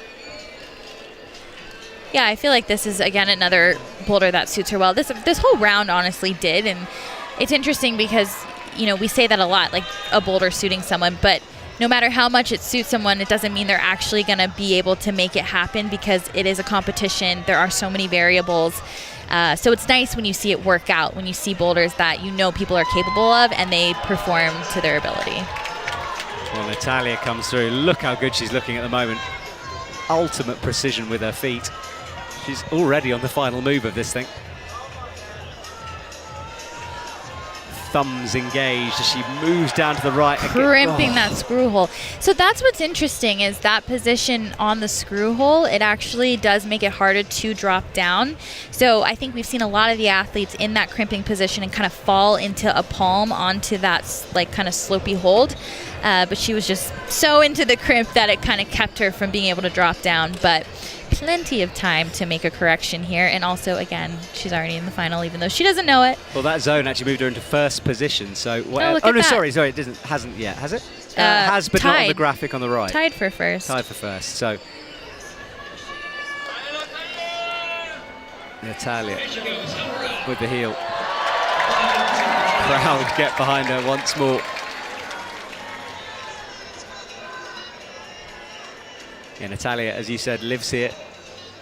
She'll be able to sleep in her own bed, which is nice to do. The best. Yeah, I am always so impressed how athletes adapt to the travel. I mean, it is hard. Again, you do have that adrenaline, but going for that more dynamic way. She almost makes that look possible. She did almost make it look possible. I do think actually hitting it and sticking it is still highly improbable that way. I agree with you. It would be crazy though. You'd start to have to question if she had glue on her hands or something if it happened. Is that the secret you're going to reveal later on? Definitely not. No glue here. Could No you glue, imagine? yeah. It would be so melty and sticky. It would never It would be work. gross, but I'm tempted to use it next time I go climbing. We'll see. Some Pritt stick on the fingers. Right, Natalia again really wants to get this top. Has come close, tried 2 different methods. Stands up with the left, looks brilliant through this. Yeah, she looks so comfortable in every position on the opening moves of this boulder. Again, just makes it look so easy in general. See if she can make that adjustment. And she did kind of go the other way because she was trying to do it this way the first time and it didn't work. But now she's set up in the right position to make this happen. That's smart climbing for Beautiful. Natalia Grossman. Took 3 goes to figure it out, nailed it on her final attempt, and that is a great way with another full set of boulders topped from Natalia. 5 flashes in the qualifying, 4 tops in the semi-final. And surely the favourite on paper for this evening, but we shall see. Okay, everyone, we're going to go away for a brief break now. We will return at 6 p.m. Salt Lake City time, or just before that, for the women's boulder final. We get to see our top 6 athletes compete.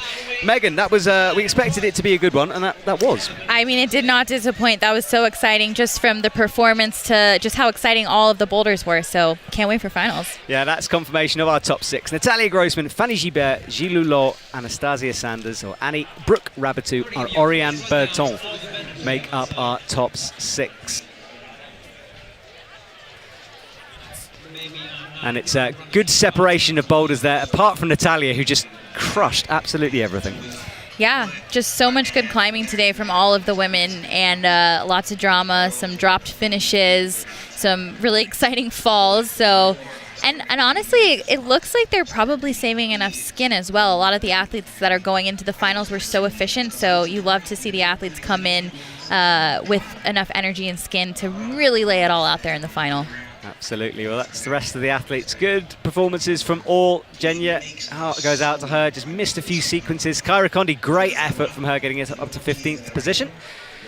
So I think as we start to wrap up this afternoon's entertainment for you, go away, have a nice chill, and do come back and join myself and Megan here in the commentary box this afternoon for the women's final. Tomorrow is the men's semi-final for boulder, and then men's final, followed by the men's speed.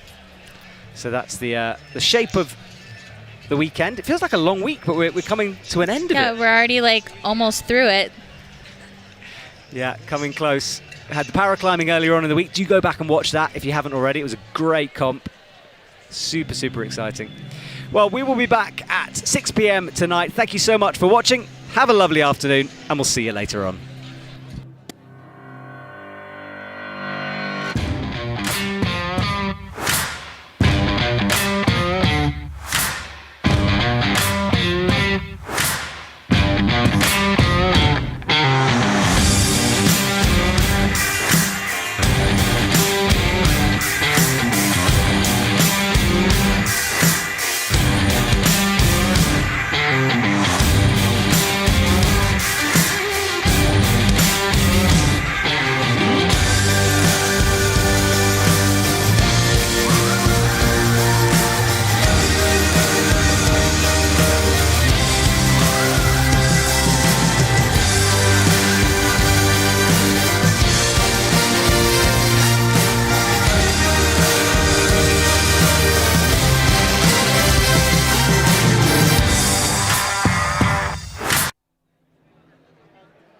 Travel doesn't